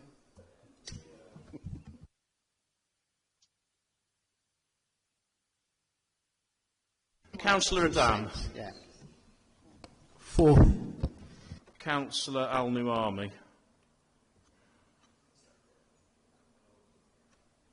For, against, or abstain? You're on mute. Sorry. My mic was switched off. Yeah, abstain. Thank you. Councillor Baker Westhead. What? For, against or abstain? Sorry, my computer's been cutting out constantly with the to and fro in between different microphones. So can I please ask for just clarification of what exactly the vote is on now, please? It's the final vote on the motion as amended. Are you for, against or abstaining? Thank you very much. For. Councillor Petruni. For. Councillor Bright. For. Councillor Clark. Councillor Cleverly. For. Councillor Cochrane. For. Councillor Cox. Councillor Bev Davis. Councillor Deb Davis. Councillor Druitt. Councillor Evans. Councillor Forsey. Councillor Fairweather. Councillor Harris. Councillor Debbie Harvey. For. Councillor Tim Harvey. For. Councillor Horton. For. Councillor Horahan. For. Councillor Mark Howells. Councillor Rian Howells. Apology. Councillor Hughes. Councillor Hussain. Councillor James. For. Councillor Jenkins. Councillor Jones. Councillor Jordan. For. Councillor Callaway. Councillor Lacey. Councillor Linton. Councillor Marshall. For. Councillor Mayer. For. Councillor Mogford. Councillor Morris. Councillor Mudd. For. Councillor Perkins. Councillor Peterson. For. Councillor Pym. Sorry, Councillor Alex Pym, yeah. You're for, Councillor Pym. Councillor Reeks. Councillor Reynolds. For. Councillor Routley. Councillor Screen. For. Councillor Spencer. For. Councillor Sterry.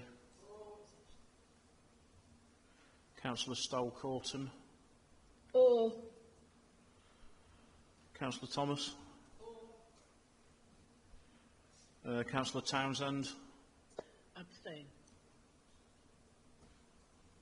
Councillor Watkins. For. And Councillor Whitehead. You're on mute.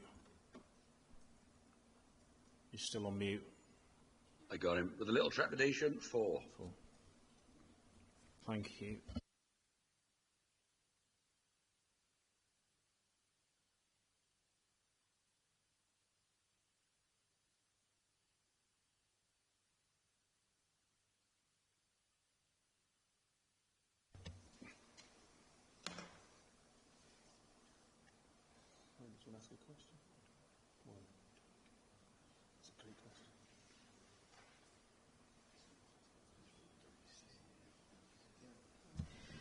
The voting for is 44, 6 against and 3 abstained. Okay, so it's carried. Right, thank you. Presiding member, before we move on, can I ask a question relating to the Constitution on this issue? perhaps asked to the Head of Law and Standards. The leader will be writing to the Welsh Government on behalf of this council. Yeah. If he gets a reply, I don't know if it's expected, but if you get a reply on the matter, could you share it with all councillors, please, as it's from the council? Thank you. That goes without saying, I think, because obviously it's a council decision that's been made now today, and that. Happy to, Presiding Member. Okay, thank you. And sorry, Presiding Member, I thought we just said there were 44 for, 6 against and 3 abstentions. Well, that makes 53. We've only got 51 councillors, so... It's 44, 4-0, 6 against and 3 abstentions. I didn't say 44, I said 44.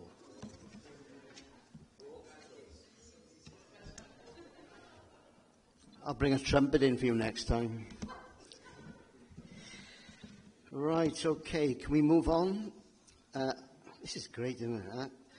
Item 6. The Cabinet Member for Communication and Culture to present the substantive report, please. Councillor Corton, please present your report. Hopefully this one will be a bit easier than the last one. Council is asked to consider the revised Gambling Act Statement of Principles Policy. The Act created a system of licensing and regulation for commercial gambling and requires the Council to prepare and publish a Statement of Principles every 3 years. Before you today is the latest revision of the statement, which has been produced in accordance with the Gambling Commission's guidance to licensing authorities. In December and January, the statement was published for consultation and no responses were received. Since its publication in 2022, the current statement has proved effective in guiding officers, councillors, licensees and members of the public in understanding the authority's administration and enforcement under the Act. Due to this success, very few changes are recommended and involve references to the Wellbeing of Future Generations Wales Act and the Corporate Plan, a number of newer safeguarding measures, including the consideration of children and vulnerable people when agreeing the location of premises. It's requested that Council approves the Gambling Act Statement of Principles Policy. Thank you. Is there a seconder, please? Happy to second. Do you wish to speak now or reserve the right to speak later? Right. Are there any comments on the report? Just to say the Conservative Group will be supporting this, and I hope Councillor Corton feels better soon. Yeah, I echo that. Okay, we move to the votes now. Will all members joining the meeting online please switch on their cameras? Please do not turn off your cameras until the vote has been counted. Will all councillors please cast their vote now, starting with all those in favour. Members joining online, please raise your hand for them to be counted. I think that's carried. No question about that. You may now put your hands down. Thank you very much indeed. Members online, you may now switch your cameras back off. Right, move on to item 7, member schedule of remuneration. The Cabinet Member for Regeneration and Democratic Service to present the substantive report. Thank you. This report sets out the members' scheme of allowances for 2025 to 26 as set out in the annual report of the Independent Remuneration Panel. The Council is required to adopt and publish a scheme of allowances for members for the current municipal year, based on the salaries prescribed by the Independent Remuneration Panel for Wales, known as the IRP. The IRP is the statutory body set up by the Welsh Government to determine the appropriate levels paid to elected members in Wales. The IRP published a final annual report in February of this year, and the Council is required to formally adopt those recommendations and approve the allowances for 25-26. From the 1st of April, the IRP functions transferred over to Democratic and Boundary Commissions Cymru, the BCC. As a result of the Election and Elected Bodies Wales Act being passed in July 2024, the DBCC would operate the same as the IRB.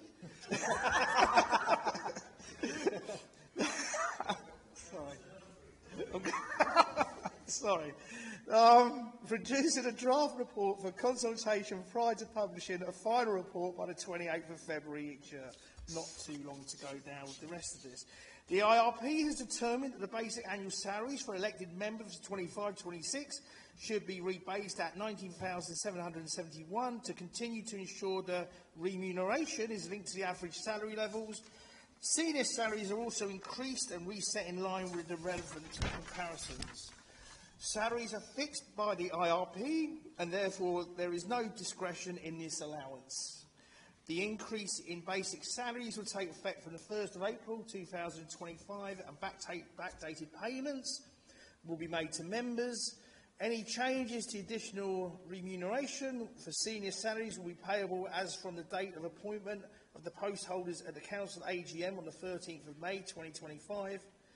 So, in conclusion, I ask that this Council approve the revised scheme for allowances for the 2025-26 and agree for it to be published under the Council's constitution. RIP, I would after today, I think, after tonight, to be honest. Is there a seconder? Happy to second. Right, okay. Do you wish to speak now or reserve your right? Okay, are there any comments on the report? No, I can't see anybody. Right. We will now proceed to the vote. Will all members joining on the meeting online please switch on their cameras? Please do not turn off your cameras until the votes have been counted. Will all councillors please cast their votes now, starting with all those in favour. Members joining online, please raise your hands for them to be counted.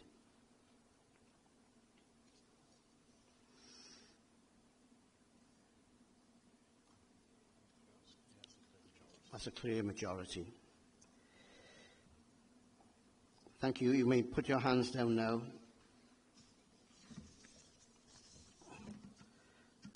Members online, you may now switch your cameras back off. Item 8, Pay and Reward Statement. The Deputy Leader to present the report, please. Thank you, Presiding Member. Can I please open this report with the acknowledgement and huge thanks to all our staff and officers who work for Newport City Council. I'm certain my councillor colleagues will share my view that we're very fortunate in Newport to have such a hard-working team who are passionate about Newport and are truly making a difference in people's lives.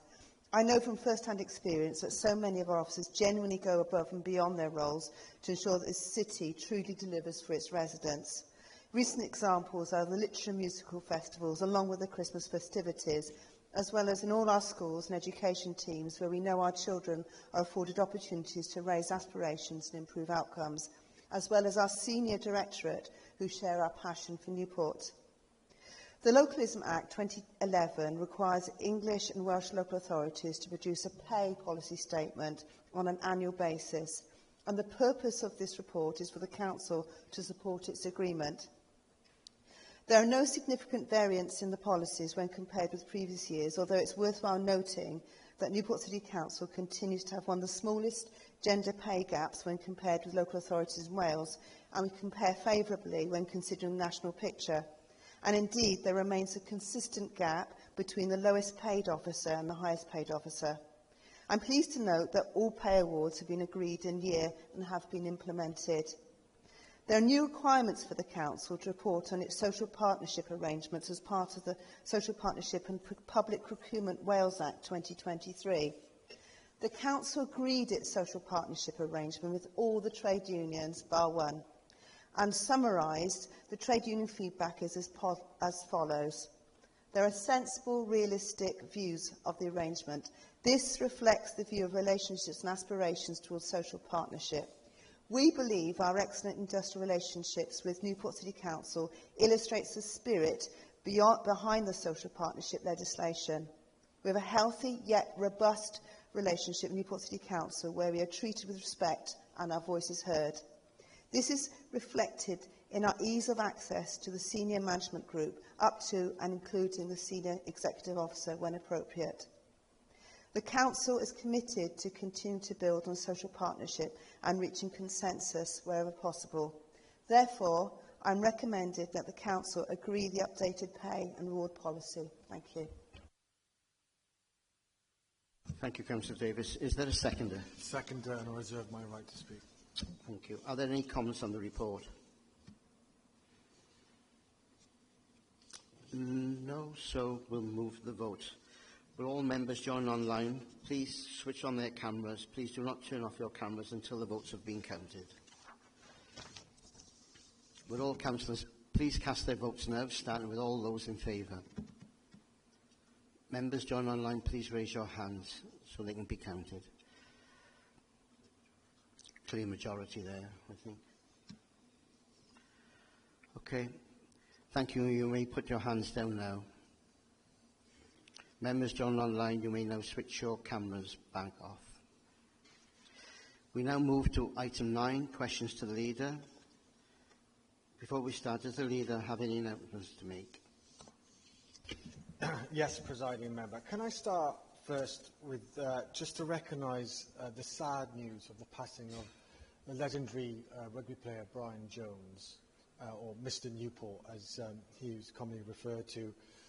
Famous player of the Black and Ambers who beat Australia and the All Black team, the All Conquering Black team, apart from Newport in 1963. He passed earlier this week, and I think it's important that we say to him, his family, and all the rugby world in Newport, thank you. You've left your name and Newport's name in the history books, and as a council, I'm sure all councillors agree with this, we want to put that on the record. In fact, we record in the minutes our thanks to him and for his great sporting achievements, and may he rest in peace. Previous month, Presiding Member, was the month of events. We had celebrated St. David's Day at the riverfront.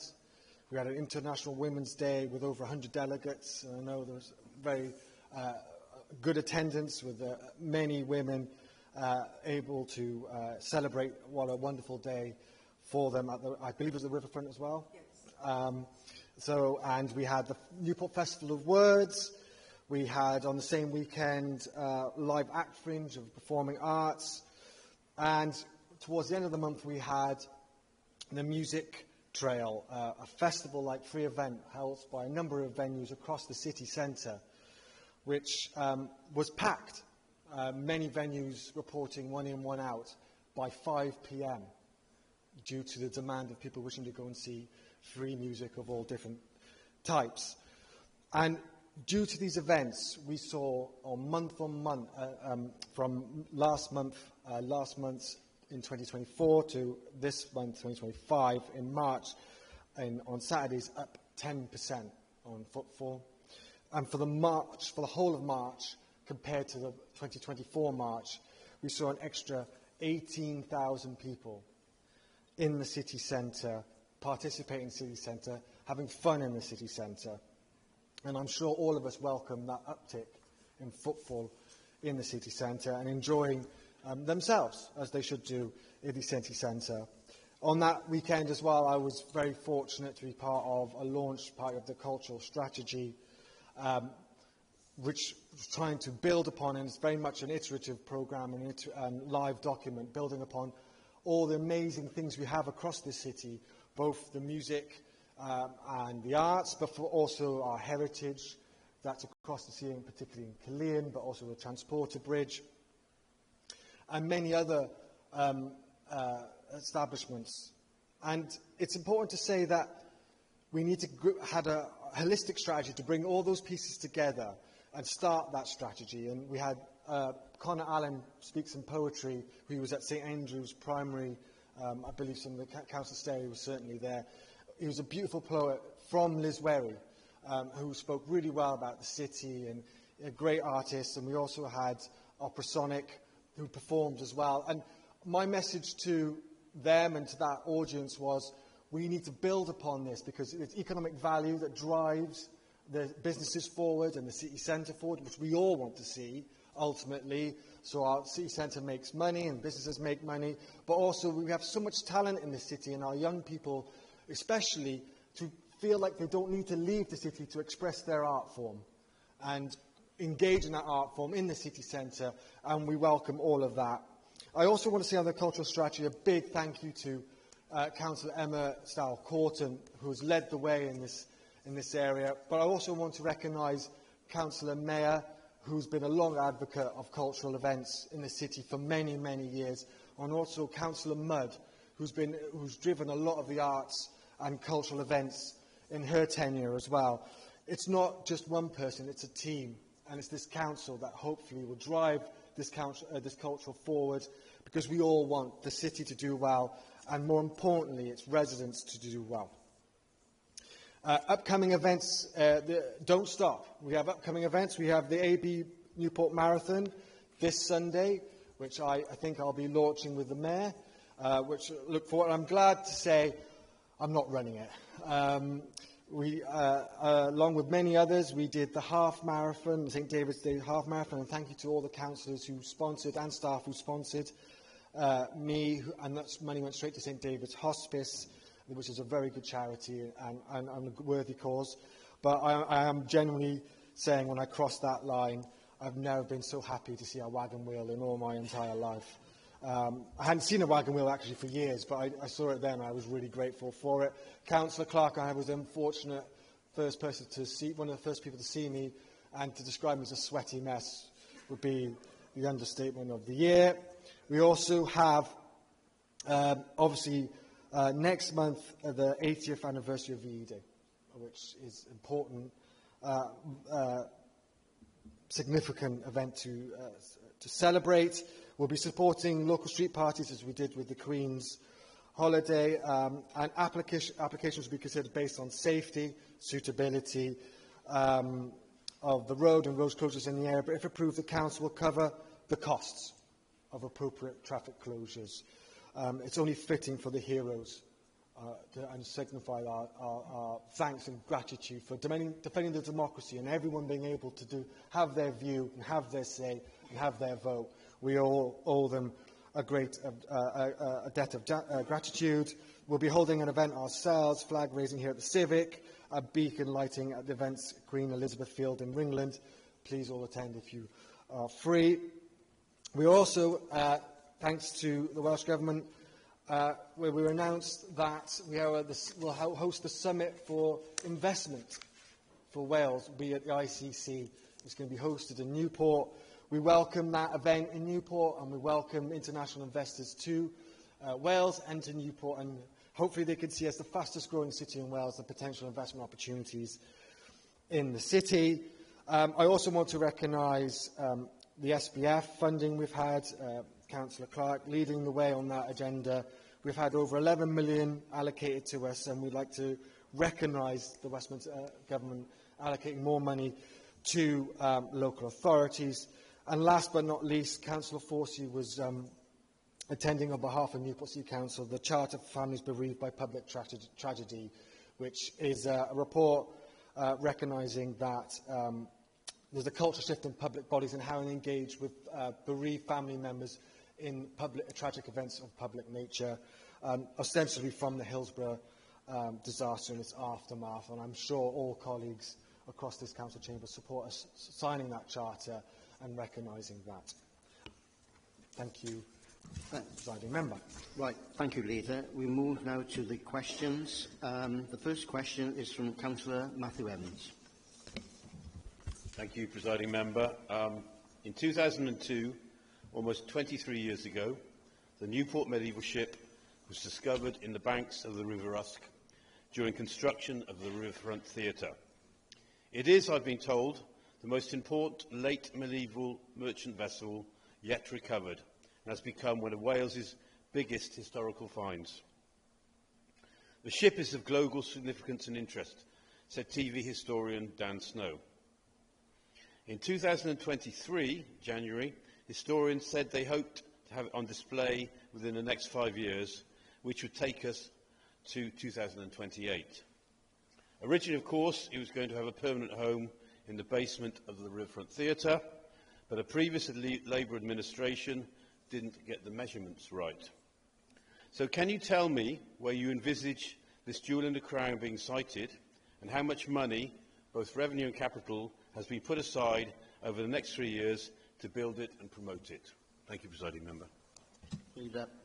Thank you, Councillor Evans, for that question. And absolutely, he's absolutely right. It is a jewel in our crown. A very costly jewel, though, I have to say to Councillor Evans. We're working with external consultants to display a feasibility option paper of potential sites, the type of building we would need, and the costs of such procuring the sites, and what kind of building we need for each site in order to safely house the ship. It needs atmospheric conditions to make sure the wood is maintained. I haven't received that report yet. When that report, I receive it, I'm more than happy in an appropriate manner, as long as the non-confidential items in there, to release that to all councillors for their perusal as well. It's our treasure. It's the council's treasure. It's the Newport's residents' treasure. It's currently safe where it is, and it's being monitored by some brilliant volunteers and other historians looking at the ship. Thank you, Leader. You've got a supplementary? Yes, thank you, Presiding Member. You just talked about the cultural strategy and how the Council and its partners will sustain and enhance the city's cultural offer. This offer includes physical assets such as the Newport Transporter Bridge, Museum and Art Gallery, and the Newport Ship. The strategy is 46 pages long and is your 10-year vision. It talks about the rich historical landscape. And page 13 mentions the discovery of the remarkable Newport medieval ship. And that's it until the actions on page 25, which is to develop, as you sort of mentioned, a long-term strategy for the storage and display of the medieval ship, and consider whether this venue could be shared with other museum gallery assets or cultural activities. And what will success look like? Well, you just mentioned it. A strategic outline case is produced for the ship. And that's it. No timescale, no finance attached, just meaningless. And, of course, we didn't have any mention of the finances there, and I know it's about £200,000 in the next 2 years. No other money put aside for it. I seem to recall we commissioned the College report about 15 years ago, which I believe stated the ship would be worth around £7 million to the local economy and attract 150,000 visitors a year. In March 2013, the Argus reported that the firm was asked to stop looking for a preferred site for a museum after the May elections, following changes in priorities for the new Labour administration. Kicked into the long grass by previous Labour leaders, and it looks like you're going to follow them. So please, is this really the best you can do and scale of your ambitions?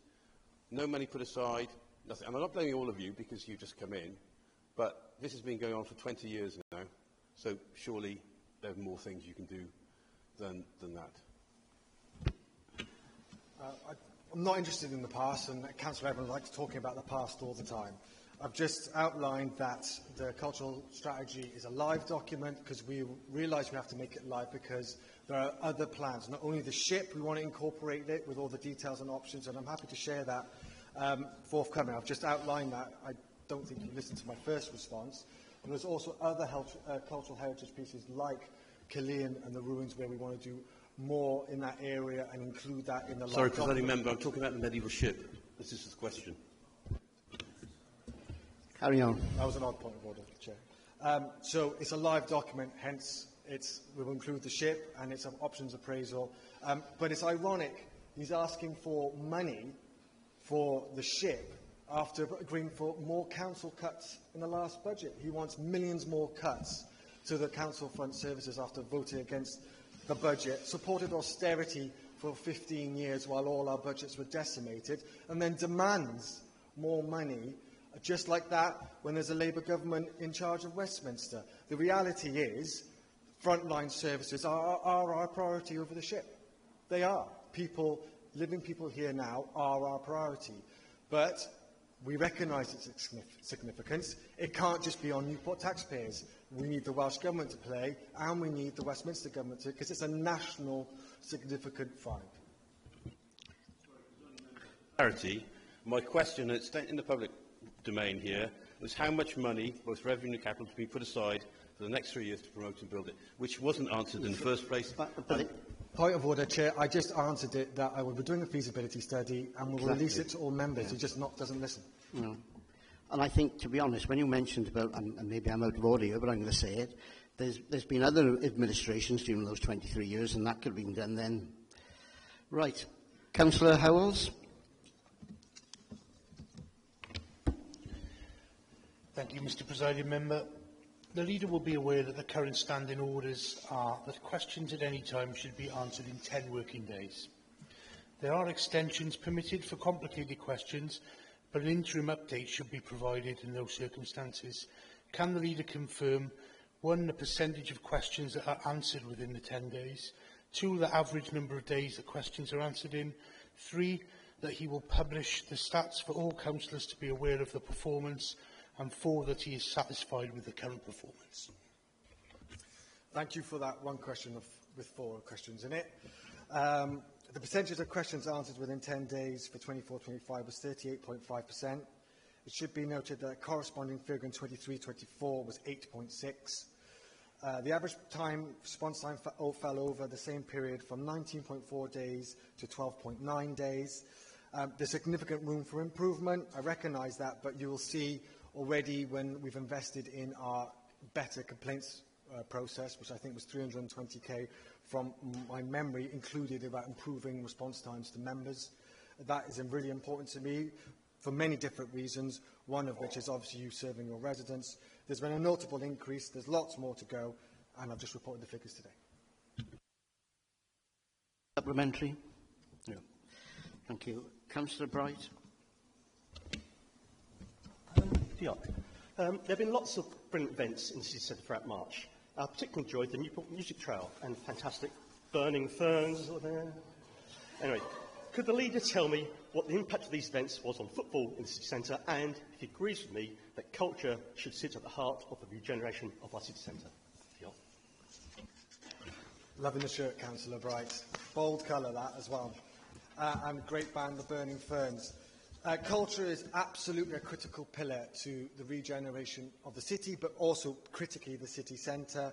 The music trail kicked off with the launch of our cultural strategy at the CAB at the heart of the city centre, which is part of, as I've mentioned earlier, dovetailing with our wider offer on cultural events and cultural areas across the city, not just the city centre.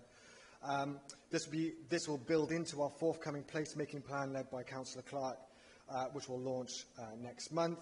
In terms of impact, new footfall analysis system covering the whole of the city centre has just been installed, and we expect the full data to be received later in this month, so not just in specific areas. But the existing camera on Anar Street indicates footfall in the city centre was up over 18% on the weekend alone of 28th to 29th of March, which shows the huge benefits of cultural events in the city centre. A supplementary? Okay. Right, we move on now to Councillor Fairweather.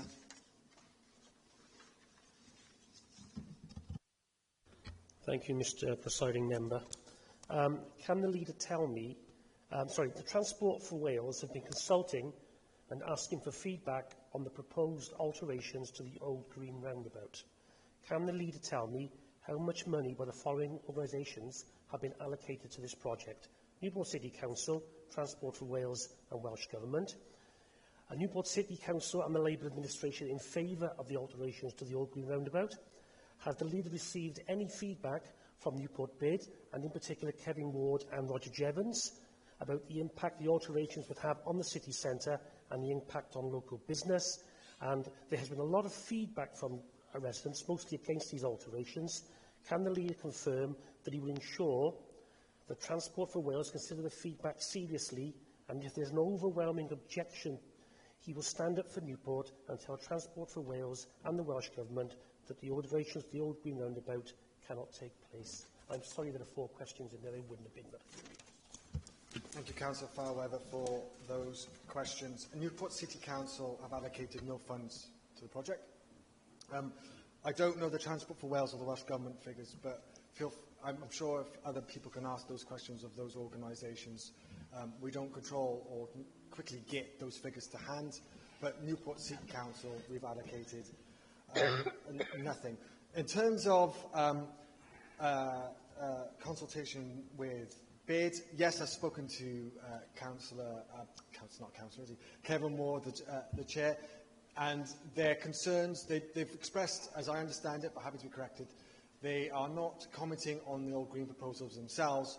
They are concerned about, if the All Green proposal went ahead, the roadworks and disruption around the city centre and what effect it could have on businesses and what analysis was done on that. I think that's the primacy of their concerns, but they can speak for themselves. Yes, the Transport for Wales released the consultation results, as I understand it, and I always hope the consultation is taken seriously in relation to what residents feel and comment on.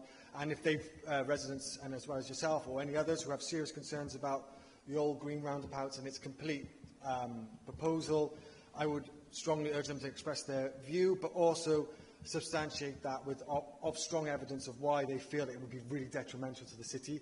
I will look at that evidence as well, but it has to be evidence-based. You know me, I do data and evidence. Everyone expressed their opinion, and that's fine, and I'll happily do that.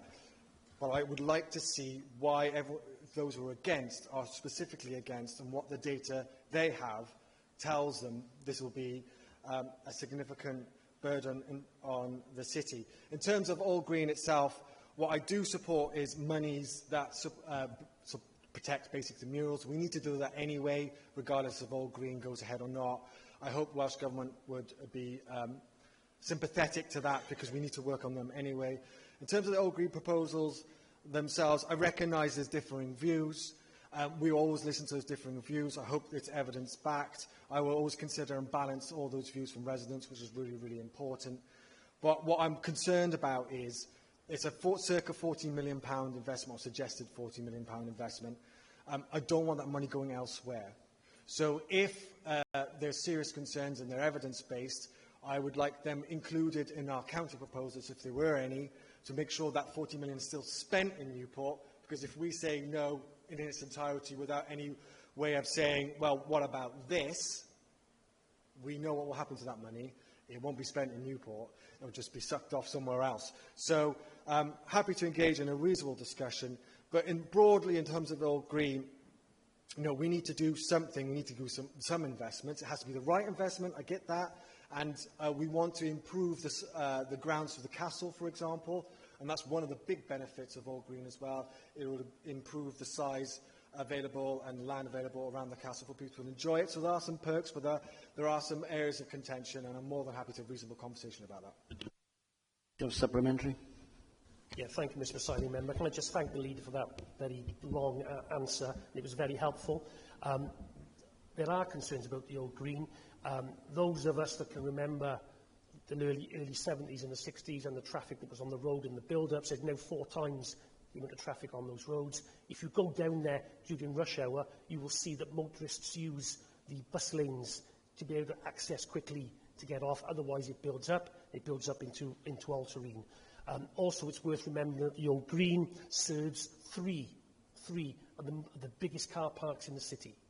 And Kevin Ward is quite right to bring to your attention that there would be some very serious difficulties for the city centre. With all that good work you're doing around the culture and what you're bringing in, that can be lost very, very quickly if you don't look at this properly.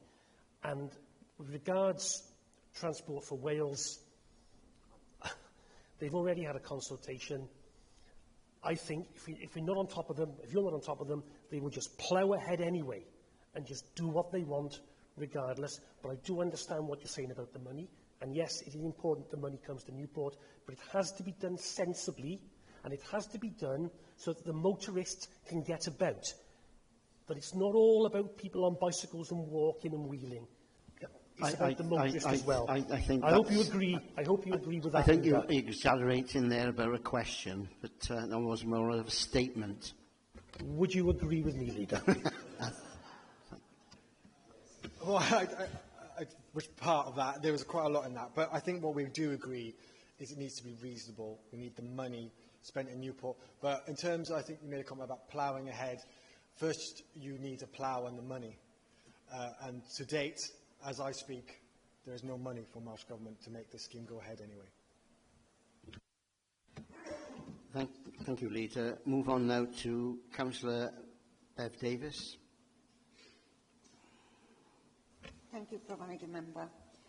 Please, can you give me an update on the number of children's playing areas and muggers that has been refurbished using SPF funding and Section 106 money over the past year?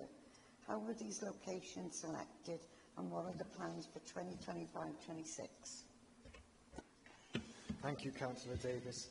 And it's a great point to make around the great work Councillor Forsey's led on around improving our parks all across the city. And it's a passion of hers, and I know she wants to see more done and always lobbies me for more money in parks. To answer the details of your questions, we have replaced or refurbished 17 sites, 8 of which were complete refits.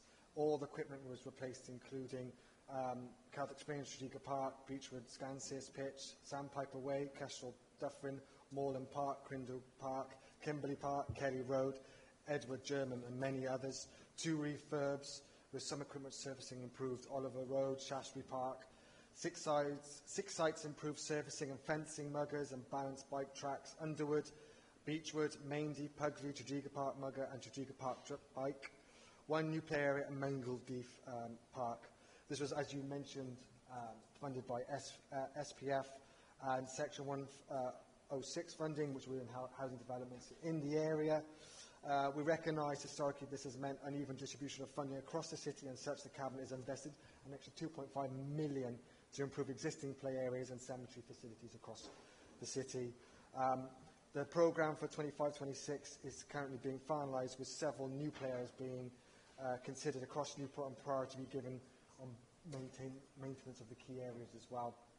And can I say, thank all members who have gone into their wards and walked around their wards as well and shown me areas where they would like that investment. It's been really helpful in helping build that strategy. For example, I know in Maindy as well, some parks for, I forget the roads, but Jubilee Park, thank you, where we could get some investment. I'm sure there's many others. Councillor Weeks mentioned some sites where some investment could be made as well. We look forward to doing more in the coming year. Parliamentary? No. Okay. I move on now to Councillor Reynolds. Thank you, Presiding Member. Can I just clarify something before I actually ask my question, if that's okay? Can I just clarify that supplementary questions are meant to be questions based on the original answer to the first question, not an opportunity for a second pre-prepared question or not an opportunity for a speech? Am I right in assuming that? You are right, and I was very lenient with Councillor Fairweather, but he knows I'm not going to put up with it again, okay? Thank you.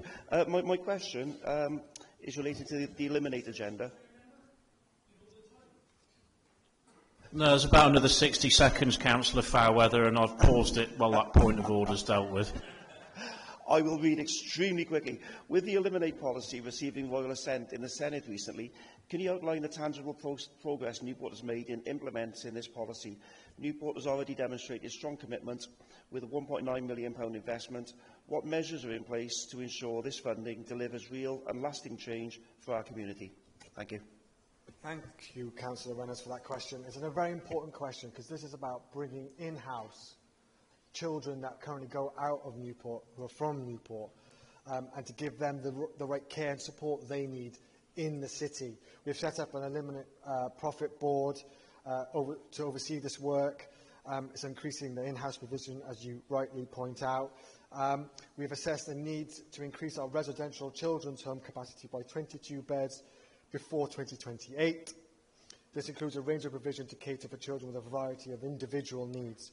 We are well on the way to meeting this target, with both a 4-bedded long-term home and a 6-bedded home for children with disabilities opening this month.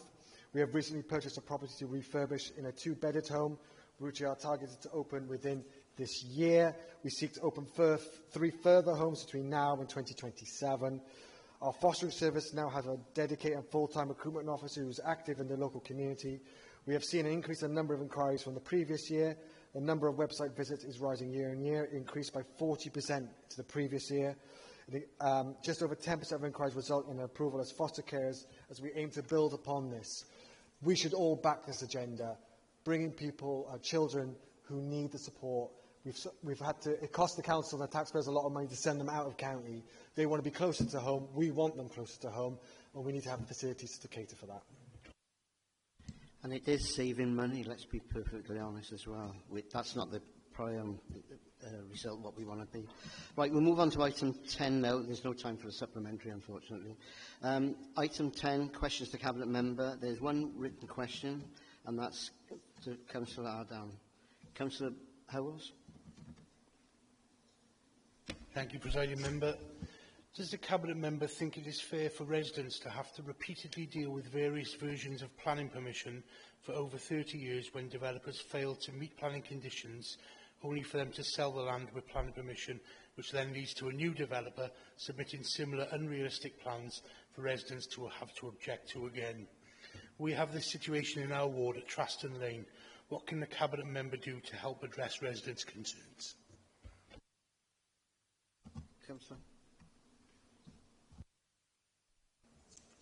Thank you, Presiding Member.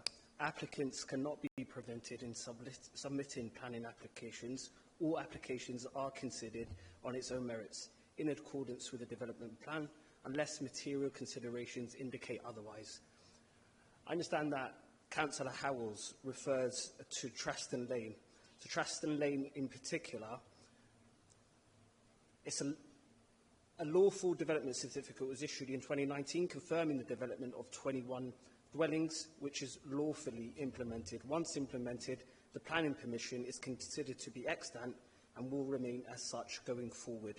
Any breach of conditions can be investigated and relevant action taken accordingly.